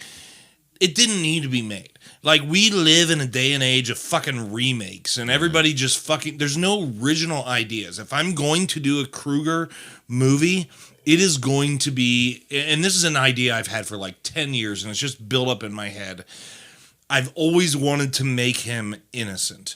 Like, and guess what? The story doesn't fucking work. Even Wes Craven... Look, I'm going to tell you... In October, I purchased on iTunes the entire fucking Nightmare on Elm Street collection because I loved A New Nightmare. I loved what Wes Craven did with A New Nightmare. A New Nightmare was good. And it was so fucking clever. And guess what? I watched it, and I hadn't seen it in years, and I'm like, this is fucking cheesy as fuck. It's got a very weak third act for sure. The shit with Freddy is just cartoonish, man. Like his tongue coming out to try and... Well, the third act was so, like, to me, it had it. First act, second act was great. Third act of right, I was agree. Just like we're in a dungeon. Is he Satan? What the fuck's going on here? Right, but even then, they were able to lock him in an iron grate, or behind an iron grate in a little oven and burn him. But it's his world. Yeah. That should never fucking happen, and that's poor writing, and that was Wes fucking Craven. And I'm sorry, but I hold myself to a higher standard of fucking... I understand disbelief of reality, to an extent. Yeah. Craven paved the way, but you're looking for different trails. But the Craven shit that I love is fucking Last House on the Left. Like, that's the fucking shit that I love. He also did and I'll tell Hills you what, Have Eyes as The well. Hills Have Eyes, yes. I'll tell you what, remake-wise, the Texas Chainsaw Massacre... with Jessica Alba and fucking R. Lee Ermey. Yeah. Oh my god, dude. I watch that at least once a year. Was good. It's fucking amazing. I might get shit for this. Well, maybe not on this channel. If I said this on Film Trigger, I would get shit for it. My favorite Friday the 13th movie is the 2009 remake. I'm going to be honest with you. I was such a Freddy boy growing up. Oh, I don't know Friday the 13th movies. Me neither. And I was introduced to it. I don't even know what movie you're talking about. I mean, I know I've probably seen it. It was a good one. It's a good one. And it just whatever. But if you like straight horror, if you like straight slasher, like that sort of thing, Evil Dead remake is a fucking amazing. Evil Dead remake. The Evil Dead remake. Who remade Evil Dead? Fucking Sam Raimi, this When? asshole. 2013. They put a serious tone on it. The remake of Evil Dead is the best slasher I had ever seen. Wait, what is it on? Was it released as a movie? Yeah. Oh, dude, I've seen. As a matter of fact, every Evil Dead movie. It's my faves. Okay, as a matter of fact, the Evil Dead TV show that came on Showtime or whatever. Right. Was actually Ash versus the Evil Dead. Yeah, that was actually supposed to be the sequel to this Evil Dead movie. The girl in that show was supposed to be the girl in this movie. Maybe I've seen it. I'll tell you what, Cabin in the Woods, that's brilliant. Fun. That's fun. Brilliant. That's a fun movie. That's what I like about like my Freddy movie. What Cabin in the Woods has is it has that. There's so many implausible, just fantastical elements to that movie, but they set it up in a way that it's not so by the time the implausible and the fantastical happens. I'll tell you what, man. If you ever feel like it, hash out your Freddy movie. Come chat with me on Film Trigger about it. All right. Because I got horror fans, I got movie fans on that channel. You know, this is. See, I'm worried about giving it away and Hollywood stealing the shit because I'm pretty sure. First of all, Hollywood's not paying attention to my channel, so Okay, just know that I've got 430 subscribers. Hollywood. There was my Ethel Merman / what was the guy we talked? Paul Lind. Yes, there you go. Hollywood. Hollywood. Yeah, I couldn't tell you his name either. I wanted to save you in that moment, but I could not remember his name either. Trying to sing very high vibrato and gay, like the Misfit Toys. Jesus fuck. All right, Jeff, we're gonna Let's wrap this up. Hey man, I appreciate you. I have nothing left That's in this fine. glass. I'm just tinking because we're tinking. Tinky Tink. Hey man. This tink has been brought to you by Ron Jeremy. 12 inches of fun. Perfect. All right, man. Pleasure. Hey. I can't wait to have you back, brother. Absolutely, man. All right, peace. Oh shit, I didn't stop it.